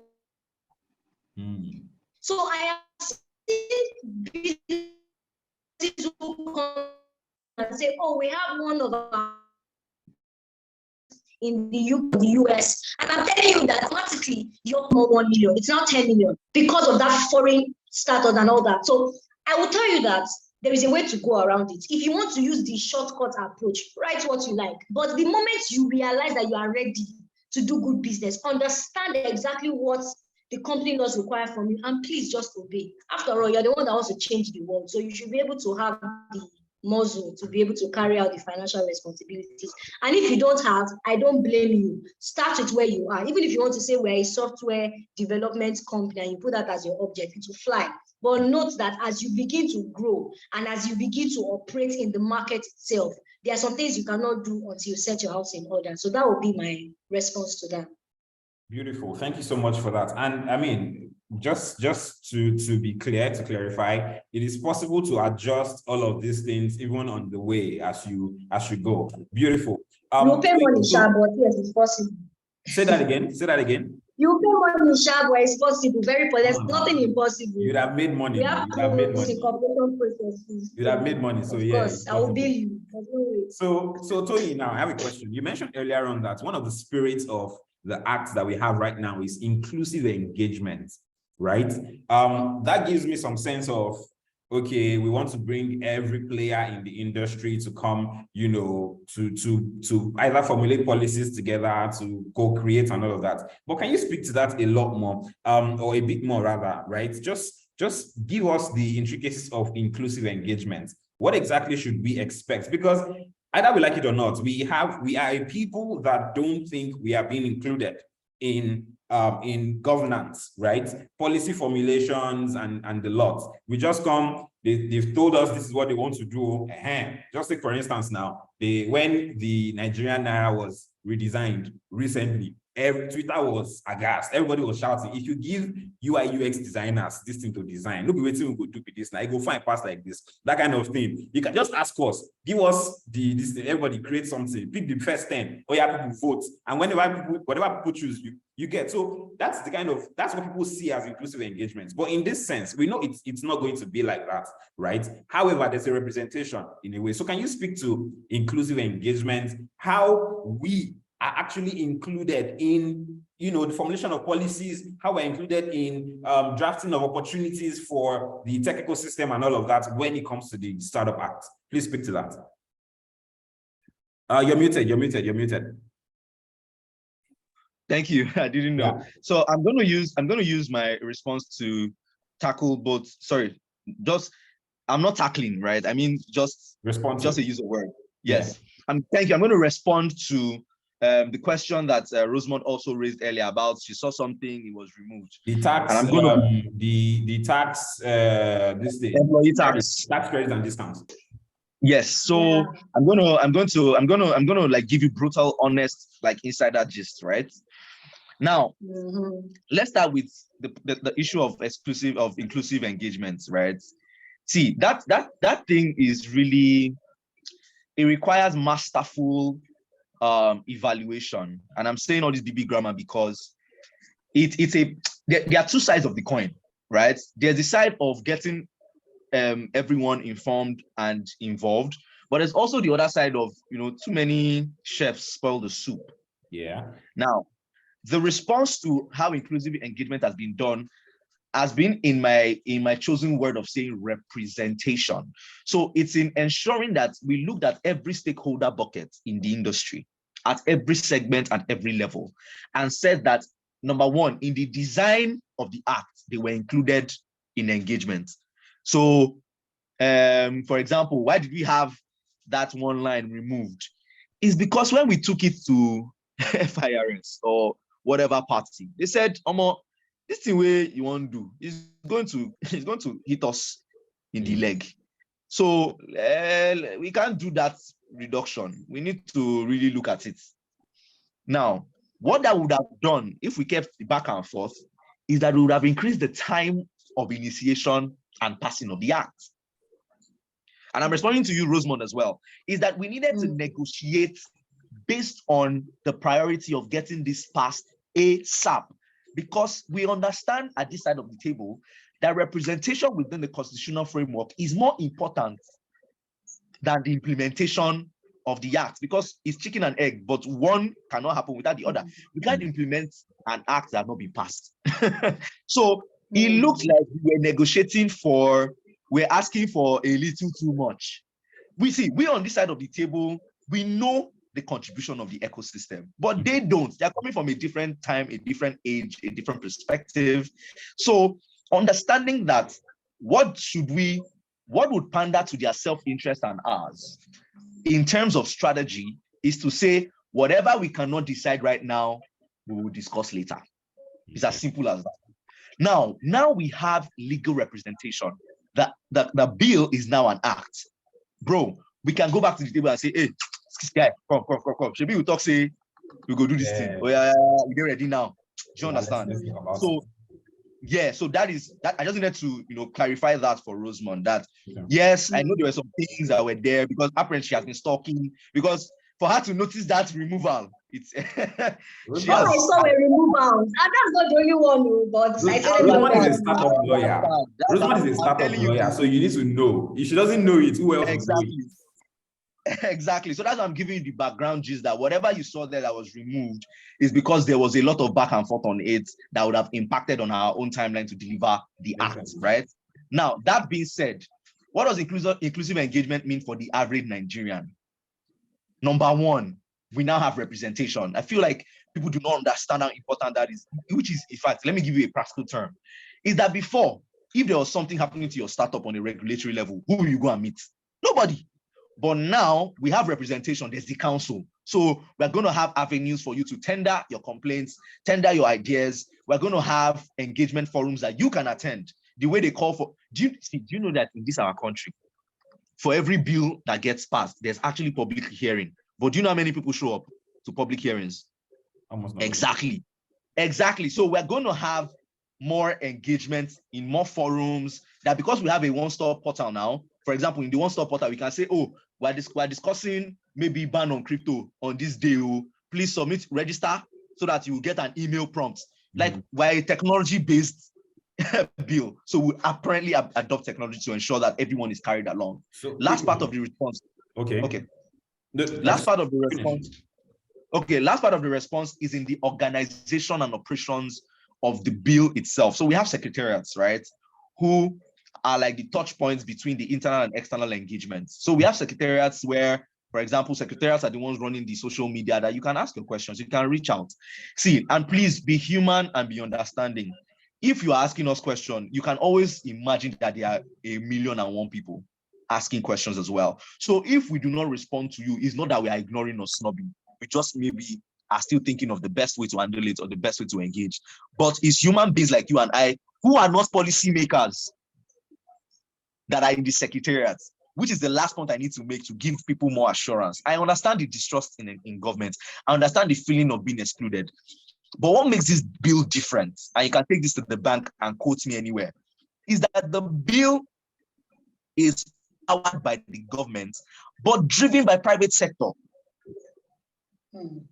So we are going to have people like Kola, like the SSA or Osaritin Guabadia. They're going to have those people to hold accountable and say, Egbo, you said this will happen. How far? Rather than now you looking for a senator's number who said he championed the bill in the House and for you to get the number, you have to pay somebody who knows somebody who knows somebody who knows somebody. No, is that the bill is being driven by ecosystem leaders who are actually bones of the ecosystem. You understand? You have brilliant people pushing it, private people like me who you can enter my DM and say, Baba, alpha, this thing never happened. What's going on? Right. We have impressive people behind this, like even the lead for the project, Victor Famubode. So you have people you can interact with and ask. That's all. Right. So that brings me to something. You mentioned there's going to be forums or going to have engagements and all that. This is going to be on a lighter note, a very ridiculous question, but I like asking ridiculous questions. We like associations in this country a lot. Very much. We see, when you see 5 bricklayers in one spot, before you know, they are talking about Bricklayer Association of Nigeria. You see pepper sellers, you are hearing pepper sellers of Nigeria. Now, my question is, should we be expecting Startup Ecosystem Players Association of Nigeria or Tech Clinical Association of Nigeria? I know that there are quite some, right? Some, you know, some communities and all that. We call it community in tech, our English, Nasi Association. But should we be expecting anyone powered by the Nigerian Startup Act or the implementation of the Nigerian Startup Act? Should we? That's one question. The follow-up question to that is, if we're going to have it, are there going to be responsibilities on our part? Would they expect us to pay like an annual fee? Would they expect us to, because this is how they do associations? So please, can you speak to that? So Rosemond, let me hear Rosemond first. Yeah. It's a very interesting question. And the truth is that for me, we also, like you already know, we already have our individual nucleuses and communities that already exist. We have startup communities, you know, I belong to several, right? It's there.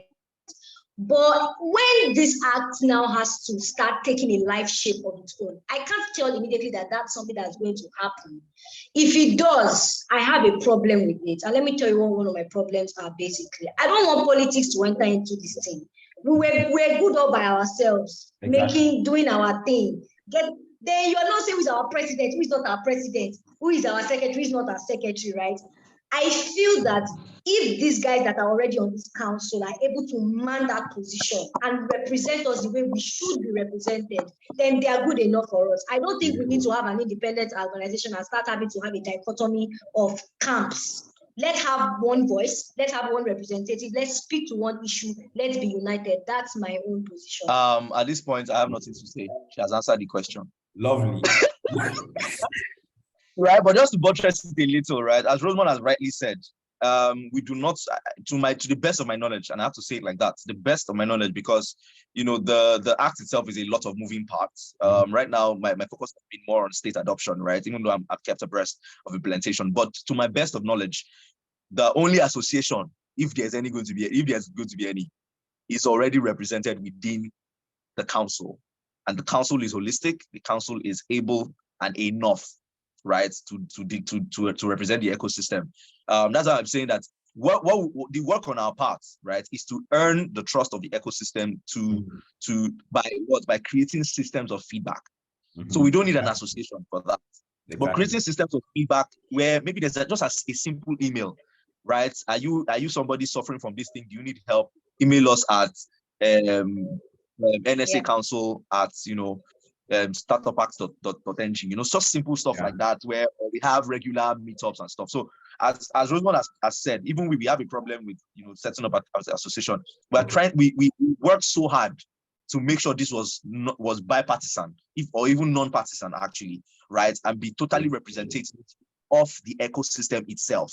So I do not think we're not doing unionism here. So I wouldn't expect less from startups and co-founders and tech professionals and all that. I definitely wouldn't expect less from us. There's something about innovation that speaks differently when you do it compared to when other people do it. I was meeting someone over the weekend. I was speaking at Covenant University just yesterday, and one of the professors, I think Genesis Business School president or so, it defined innovation as the creative application of knowledge. The creative application of knowledge. And I figure that really, that's what it is in tech, right? The way to apply simple things that we all know, but we find creative ways to implement and apply it, which is why I would not expect anything different from us in, in tech. Now, our time is fast spent. I'm going to ask the indulgence of the people listening to just give us a few more minutes, maybe a couple 10, 20 minutes max. We're not going to exceed 12 for sure, to round off. But I want us to deep dive into a few more things. Opportunities, for instance, the opportunities that are, I'm sorry. Yeah. Yeah. Can we quickly address the Q&A section so that we know that, yeah, that's questions coming from them? That's what I'm getting to. Okay. So talking about opportunities, right? Opportunities in tech. When we talk about opportunities, if you ask any startup, any founder, any entrepreneur, what opportunities would you like to have? The first thing that comes to his head is money, is funding. Because money is important. Rosemond mentioned it earlier. To build a startup is capital intensive. You need funds. A lot of us will try and bootstrap, but at some point you see that we are looking for venture funding or angel investor infusion and all of those things, right? So funding, we already know.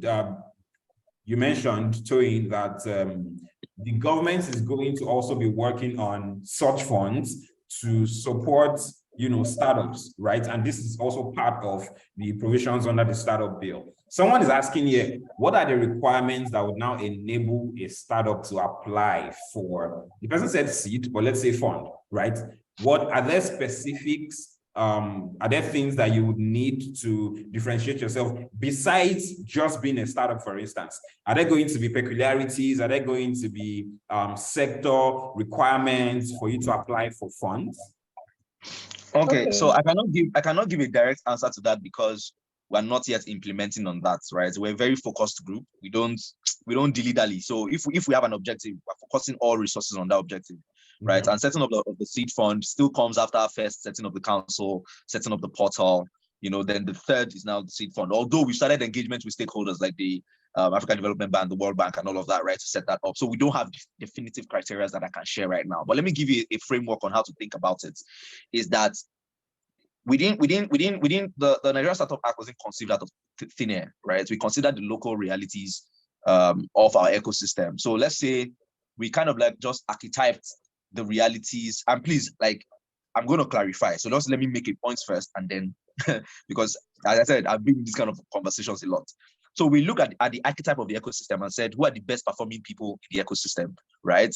We looked at the Paystack who had exited. We looked at Flutterwave who was expanding fast. We looked at the Piggyverse, right? We looked at the Tribe Agree. We looked at all of those startups and said, what are the similarities across these guys in terms of operations, and how do we model that? If we're to now look at these guys at their seed stage, right? How do we model that to create a seed fund, right? To help more startups operating at that stage of development to reach a Paystack. So a simple answer would be, a way to differentiate yourself is to look at what the ecosystem has produced and mirror it, because that's the same mental model that we will use when creating the criteria for the seed fund. Because as I said, there are two sides of this conversation. There is the ideal side of the conversation, which is that everybody, right, should get a chance. Everybody should be accounted for. But the other side of the conversation, which is more realistic, is what is the capacity of our economy? What is the stage of development of our ecosystem? And what actually aligns with the self-interest of the government? Because the government has self-interest invested in this, which is how can we use this to better facilitate engagement with other parts of the world, international relations? How can we grow leverage for international relations? Somebody said somebody doing startup for Gary will not give us leverage. That is a joke. There's a way to do Gary business that will give you leverage. But I'm saying, I'm joking, I beg. Right? But I'm saying that you understand, startups that would not give economic impact, like creating more jobs or creating more access, right, will not be given such priority. So that's why as a final response to that is why it's such a great time for entrepreneurs to be more responsible. We cannot be exploitative anymore. Yeah. Opportunistic, right? Yeah. We need to be opportunistic and exploitative with social economic realities factored in. So you cannot just be developing your startups without thinking, how can I ensure that talent development is fed through my organization and through my work? How can I ensure that tax is being generated and accounted for appropriately through the work that I do? How am I sure that I'm creating prosperity, that when they're accounting for the economic development of the nation, my contribution as a stakeholder will be accounted for? So that's my response to that. Beautiful. Thank you so much. Rosemond, you sound like you've read this bill like from quality to quality like 12 times, right? While you are reading, when you read this thing and when you read, according to what you read, are there any provisions? Are there any things you want to point out regarding funding for startups? Are there things that startups should look towards, should take serious and all of that if they are going to qualify for funding? Okay, so the first thing is, I love the answer that Toyin has given, right? We're speaking to us two aspects, the business side of things and the law, the legal side of things, right? So I think it's section 19 of the Startup Act that basically states that 10 billion is going to be released into the fund for these startups, and it's going to be managed by the National Sovereign Investment Authority or so. And the truth is that, yes, exactly. And the truth is that is, as much as it is great, and I think just like what Toyin said, they are literally focused right now on the council stage. So I don't see this being immediately implemented, at least not this quarter. I'm not sure of the next, but it is there, right? We can always hold them accountable to it. So the act provides for something like that. Okay. Right? It even specifies that be a startup investment seed fund. And I know I've heard a lot of people say that, oh yes, and they're excited about it. But let me tell you the truth, when rubber hits the road, it's not going to be all those, I'm so sorry, but you will not just be campaigning and queue and they'll be handing you funds like that. That is not how it will work in this ecosystem. You literally have to pay your dues. Number one, apart from the fact that you should be labeled, which is more or less like the barest minimum. This is true. To truly show that your business model works. Right? So you cannot just say that trying to democratize the selling of Akara and then think that we'll just come and give you money. Right? You must show that you have done the work. So let me give a typical example. Now, the first question I'm looking at your team. So I'm going to be wearing the hat of an investor because that's exactly what it's going to be. Don't forget, seed fund is what happens before series. So let me try to explain how maybe a VCM funding ecosystem works so that we can understand that this is not a grant that you're going to be applying for. It's supposed to be something that is used to accelerate your business. First of all, if you are not in a position where you are already having customers on ground that are already ready to pay, have identified your product or your solution as something that they will keep needing and keep using, I'm sorry to tell you that you are first of all not established model works. So you have to do a lot of housekeeping, right? Because even before you apply for a basic investor, before you even, angel investors now are even looking at, I have $10,000 to waste, but I don't want to just throw it out away. I want to be sure that the person that I'm giving this money to has the capacity to take this money I'm giving them and give me a profit or a return.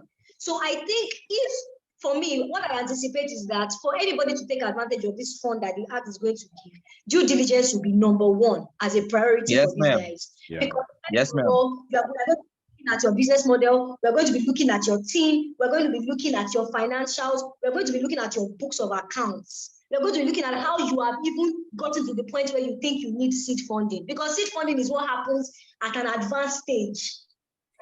You have bootstrapping. You are getting in angel investors, they are doing pre-seed, and people can raise pre-seed in the hundreds of. So by the time you are talking, that means you have already, like, if we give $500,000, it's not going to, you're not going to run away to sipping drinks because you literally have a business that you are using to keep churning out. So I think first of all, there has to be a lot of housekeeping for these startups for them to even take advantage of this. And then when that push comes to shove, there's going to be a lot of due diligence, right? So we're literally going to scrutinize every startup the way a typical VC will scrutinize them. So I think it's something that startups have to start putting in order because the act is not yet to just dash money. It's to ensure that we have responsible players in the startup ecosystem that can actually beat their chest and say, you know what, we are ready to play ball and show that we know what we are doing in this space. So it's not free money. Those are my Beautiful. Man, like that's I mean, that Like, was this is succinct. like this is so fun. This is so fun. This has to be one of the most exciting and robust conversations I've had about the Nigerian Startup Act. Please, Emmanuel, I need to make a point, right? Yeah. I need to make a point. Sure, I need to make a point. Now, as I said, it's just one point. Please, right? I know it's easy for us to just rescind our mind to think this is just another government project. So they will do it government style. But as I said, the act is powered by government, but driven by private sector. So the same way you would expect a seed fund to work, expect that is the way to work. So just think private sector, we're just carrying the face of government, but it's private sector that is at the back. I just need to make people aware of that. In other words, it's not going to be Empower, it's not going to be NYSC, it's not going to be all these things that it's not. It's not going to be money. No. Rosemond, thank you for an idea. Democratizing the selling of akara, and we're going. Don't worry. I'm going to go and work on that. All right. Thank you so much for that. But just a quick one. Is there going to be any limit to the amount of funds that a business or a startup would be able to get from the government, you know, as part of the provisions of this act, for instance? So you can just speak to that in like a few seconds. Is there going to be any limit? Yeah, would you collect money to so be like, nah, you collected money so much or something? Oh, no. So as I said, I cannot speak directly to that because, you know, we don't have, we have structures for that, but like questions like this, you know, I don't have direct answers for them. But let me just, so to help you also think about it is, we're not just going to be giving like seed fund, we're also going to be giving grants, right? Okay. So as I said, it's going to be, the system is going to be systemized, so it's going to be is very logical. If you've collected before and you seem viable again for collection, you collect, right? But also there's the politics of it, of distribution, to ensure that across segments, across different demographics, to some degree, there's adequate distribution of the resource, because it's our national resource. Still, it's our national resource, right? Even though it's very industry driven, right? So the politics of it is that there's still representation across demographies, sectors, and all of those realities. And basically, there's equity in the distribution of the funds. In the distribution, yes, exactly. Beautiful. Thank you so much for that. Thank you very much.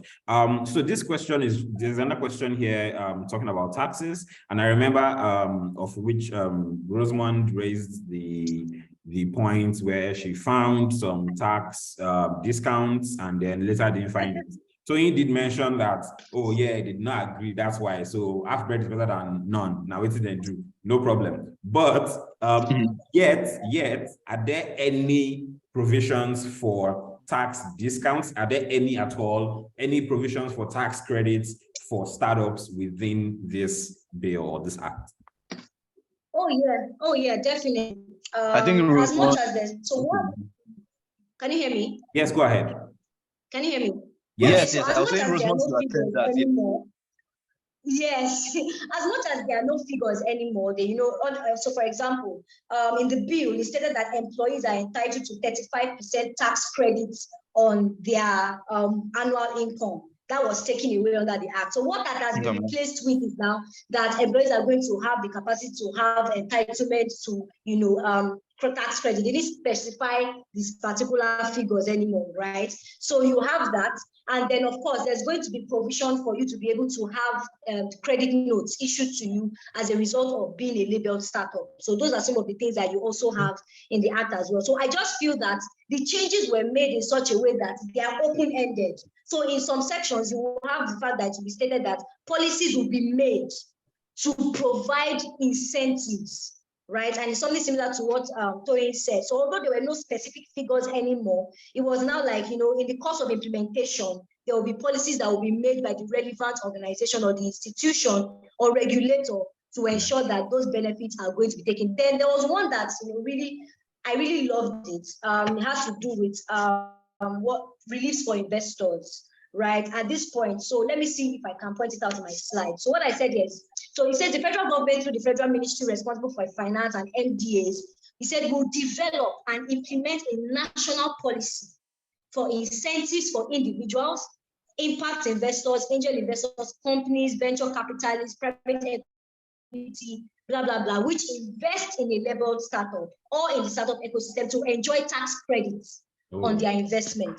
So now, in it before, I think one of the artists just stated that they'll be giving 100%, was it discount or whatever it is, of their tax credit notes or whatever. But now it says a policy will be made. So we are hoping that when those policies come, people like Toyin remember this conversation and say, remember what we put in the bill that time? Please put it here and just fight out. But you can bring me to come and argue too. I don't mind. I can be of you. No, but for real. No, we get yans. Don't worry. We get yans now. Don't worry. All right. So yeah, that makes a lot of sense. Thank you very much. And then I'm sorry. I need to also add, that for the tax incentives, right, they were bracketed into 4. There's the one for the founders and employees. There's the one for investors. There's the one for accelerators, and I think there's one for, I don't know why it's skipping my mind right now, but there are 4 brackets of tax incentives, so everybody go collect basically. So for example, investors are going to enjoy capital gain tax. I think there are no taxes on capitals gained from their investment and stuff like that. So yeah, as I said, because of the kind of negotiations, right, I also want to just ensure that this is not the act is not cast in stone, right? We just needed to have representation, and then we'll now start having reviews, additions, subtractions, and all of that. So everybody should just, rest, and your prayer should be that we're able to act fast and not have so many hurdles to act in. Yeah. Secondly, I also need to remind everyone that the Nigerian Startup Act is actually an executive bill, meaning that it is a bill that was passed at the level of the federal government, right? So there are a lot of laws and legal realities, right, across the states that also informed us not to now have direct figures. So for example, in adoption of the act across those states now, when we said that, for the tax, for example, the tax one that was removed, right,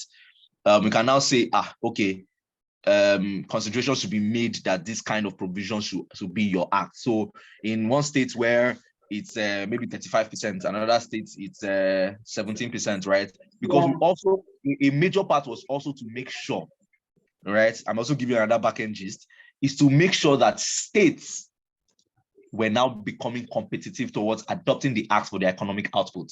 So for example, and we see that that's already happened. That's why in Osun State, you already see that their own first strategy was to remove right of way, right? In more developed ecosystems like Lagos, it has been hard for them to do that. So Osun State just capitalized on it and said, how can we also compete? Let's remove right of way entirely, right? And bring it down to 0. So that the next time Main One or any internet service provider thinking where should we set up shop, they are going towards Osun State. So those kind of things is also make sure that states are getting the game and competing against each other to ensure that competition is birthing economic outputs for the nation as a whole. Makes a lot of sense. And then that would even help us to begin to see some form of migration of startups away from Lagos. You see from Lagos, exactly. Osun State. That's why Lagos is fighting very hard to stay ahead of competition. It's important as the center of commerce for the country. I mean, it's very important. And then thank God you even mentioned ISPs just now. Someone was asking a question regarding that, because when this begins to get implemented, it gives the opportunity to a lot of people to, begin to get into the digital economy, a lot of entrepreneurs to create their startups, a lot of founders. So you'll be seeing and tech companies are run on the internet. Let me put it that way, right? Tech companies are run on the internet. If it was 20, 30 years ago, this conversation we're having will be in a physical studio, we'll be sitting down and be having conversations with each other. But now, I'm in Lagos, somebody is in Abuja, the other person is in Osun. It doesn't matter. We can get on a platform and, have this conversation. And internet is what, powers majority of our operations in the tech company. Now, this person is asking that when this begins to happen and we begin to implement this, the unnecessary downtimes and irregular implementation of service will not, it will basically hinder the progress, right? And so this person is basically asking if there's anything that ISPs are doing to, level up and all of that. And I think this is a question that I would love to answer because the person even mentioned, is Osna now capable of bearing such huge shifts? So the thing is, a company like Osna now is not the problem. Osna now is a services provider And what we need to look at is the guys that actually bring in the internet from outside the country, the main one and the likes, right? I know that another 3 million miles of cable is currently being laid, right, all the way from Egypt to Nigeria. So there's, I know the Port Harcourt, what state is Port Harcourt again? Delta, or which one? Rivers, thank you. Rivers State government recently, sometime last year, signed a deal to pull in internet straight to their port, right? These are things that people are not aware of, people don't know, right? But by the time they do that, fiber optics cable directly from Germany, I think, straight to their ports, in Rivers State. By the time they do that, you would see that internet would be a lot faster and, better in their states, and then of course they will begin to distribute to other states around them in the south, in the west, as it were. But these are the people we need to begin to look to. We can write them emails, we can have conversations with them. When we go to events, we meet with them, we can engage them to let them know, we need people to do this. And of course, we can't remove the place of government in this. Public-private partnerships will do a whole lot.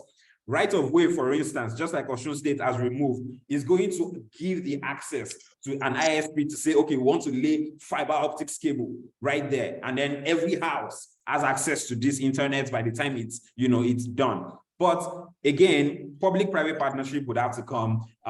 Some things like tax discounts, tax credits might be issued to such companies to facilitate, incentivize them to want to, do some of these things. And so we are having those conversations for sure. We'll continue to have these conversations, and then hopefully, one day we'll probably get, maybe Nigeria will be the first pioneer for 7G as it is. Who knows? But let's manage. Why did you shake your head? What is? Let's be managing the 3G that we have, that they've disguised as 4G, and they are now trying to repackage as 5G. Because even on 4G, your WhatsApp is buffering. I don't know if you notice these days. You're on 4G, your WhatsApp is buffering. And it's like, how far now? Another funny thing is, I go to Twitter, somebody posts something, the first 30 response is MTN, you not allow me this one. MTN, Airtel, this one, Kilo G. But yeah, so that's the thing. ISPs are the ones we need to look at, the government as well. Public-private partnership would help in such sectors. So that's that. And then final question, just as we round off, it's been a wonderful time. Guys, I wish we probably would have to set up a second edition for this same topic, because obviously we can't discuss everything here today. Now, when you mentioned earlier on that, both of you mentioned it, that there'll be tax credits for different players in the ecosystem. We also mentioned the likes of investors, as it were. This person's question is switching it up and saying that, is there any provision in this bill that allows for bodies like the World Bank, like the AFDB, for instance, to give or to waive off certain charges on loans and stuff like that? So developmental organizations that come into Nigeria to say, okay, we want to help, this particular sector, let's say agri-tech sector, and then we're giving out these are the responsibilities. Is there any provision within this bill or this act that says we're going to work with all those people, right, to bring in, more opportunities beyond what we can provide here in Nigeria? We're going to also partner with them. We're going to work with them to make it easier for you to access funding, to access, basically other resources that you need to build a startup. Is there anything like that? So a simple answer is, I don't think it's okay. Rosemond. Okay. So yeah, I want Rosemond to answer that, right? But just to provide thinking around that. Yeah. Just provide thinking around that is that I do not think it's a bill item, because it's embedded in how the operations of the act are done. As I said, self-interest is to also, it's basically to have something to talk about over tea, right, with AFDB and World Bank. So I think it's embedded in their self-interest to do that, right? But as an item of the bill, I don't think there's any specifics, but there are inferences, right, within the act that actually kind of like speaks to that, right? So I don't know if Rosemond wants to lay on that. Okay. So in terms of talking about external organizations and the kind of benefits that they give to startups, it's not specifically stated. What we basically have is if organizations like the World Bank, which can be inferred from the use of the term foreign investors, right? You can categorize the World Bank as foreign investors. If they put money into your organization from the point of view that it's not a grant, it's not a loan, or it's something that's coming in to accelerate your business, then they are investing that money in a labeled startup, then they also fall under the category of people that will be entitled to all those benefits, right? Then also there are other policy frameworks apart from the Startup Act that also cater to issues like this. For example, I know that within Africa, the African Continental Free Trade Agreement, the CBN right now has launched something that's called the Afrigo card, which is like a MasterCard for business owners in Nigeria. So it's kind of like having our own MasterCard. It's one of the things that's been implemented. And I also know about the PAPS, which is like supposed to be an internal payment solution for startups and businesses. So there are different, what will I put it, players beyond just the Startup Act that's actually going to cater for international organizations. The essence is just that ease of doing business in Nigeria and Africa as a whole is better, right? So in terms of specifics, you can categorize them under foreign investors, but in terms of policies, you have other regulators like the CBN, like other organizations that are actually looking forward towards these collaborations or partnerships with these foreign organizations. So that's another aspect too. Awesome. Thank you so much for that. Guys, it's been an impactful, insightful session. We're 2 hours in and it seems like the conversation just started, interestingly. But we're going to draw the curtain here. Thank you so much to both of you. Thank you, Rosemond. Thank you, Batel, for coming and sharing insights and helping us see some of these things that we are very oblivious to. I'm sure that a lot of people now will begin to pay attention to some of these things. Some people here will probably go and even look for the bill and start, trying to read it themselves because we didn't think it's something to read before now. We didn't think it's something to pay attention. So thank you so much, guys. Just by way of parting, we'd like to have parting words. It could be, admonitions or advice to the startup founders that are here and all that. Just 10 seconds, 20 seconds each from the both of you. Rosemond, please go first, and then we'll call it an afternoon. I would say legal services is not a nice to have, it's a must have if you're truly serious about doing business. So I'll leave you guys with that. Beautiful. Beautiful. Toyin, please go. Okay, for me is do not allow your bias, right, of the government or towards the government affect your ability to carefully enjoy the provisions of the one thing that seems to actually give us that actually makes us excited about the ecosystem. So don't say it's government now. It's there's nothing, they've never done anything that is working, and then you just be disengaged or disinterested, with the act and the story around it and the engagement. Don't shoot yourself in the foot, because at the end, we don't want a reality where it's those that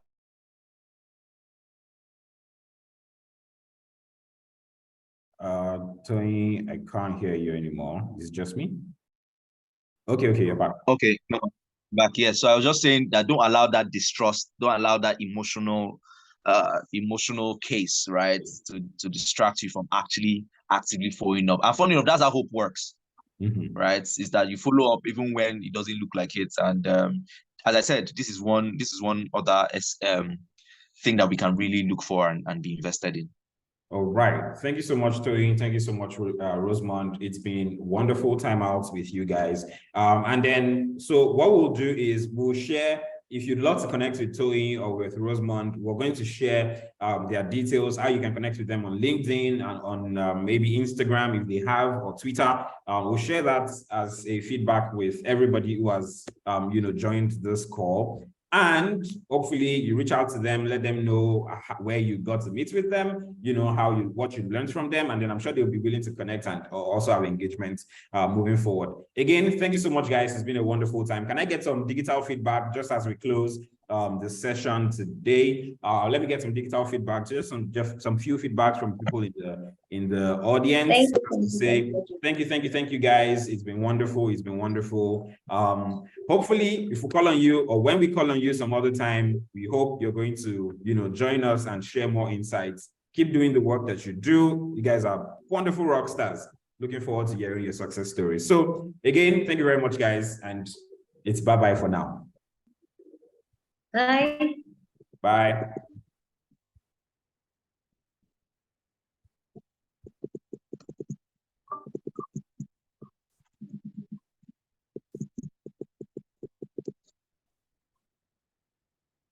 All right, guys. Bye.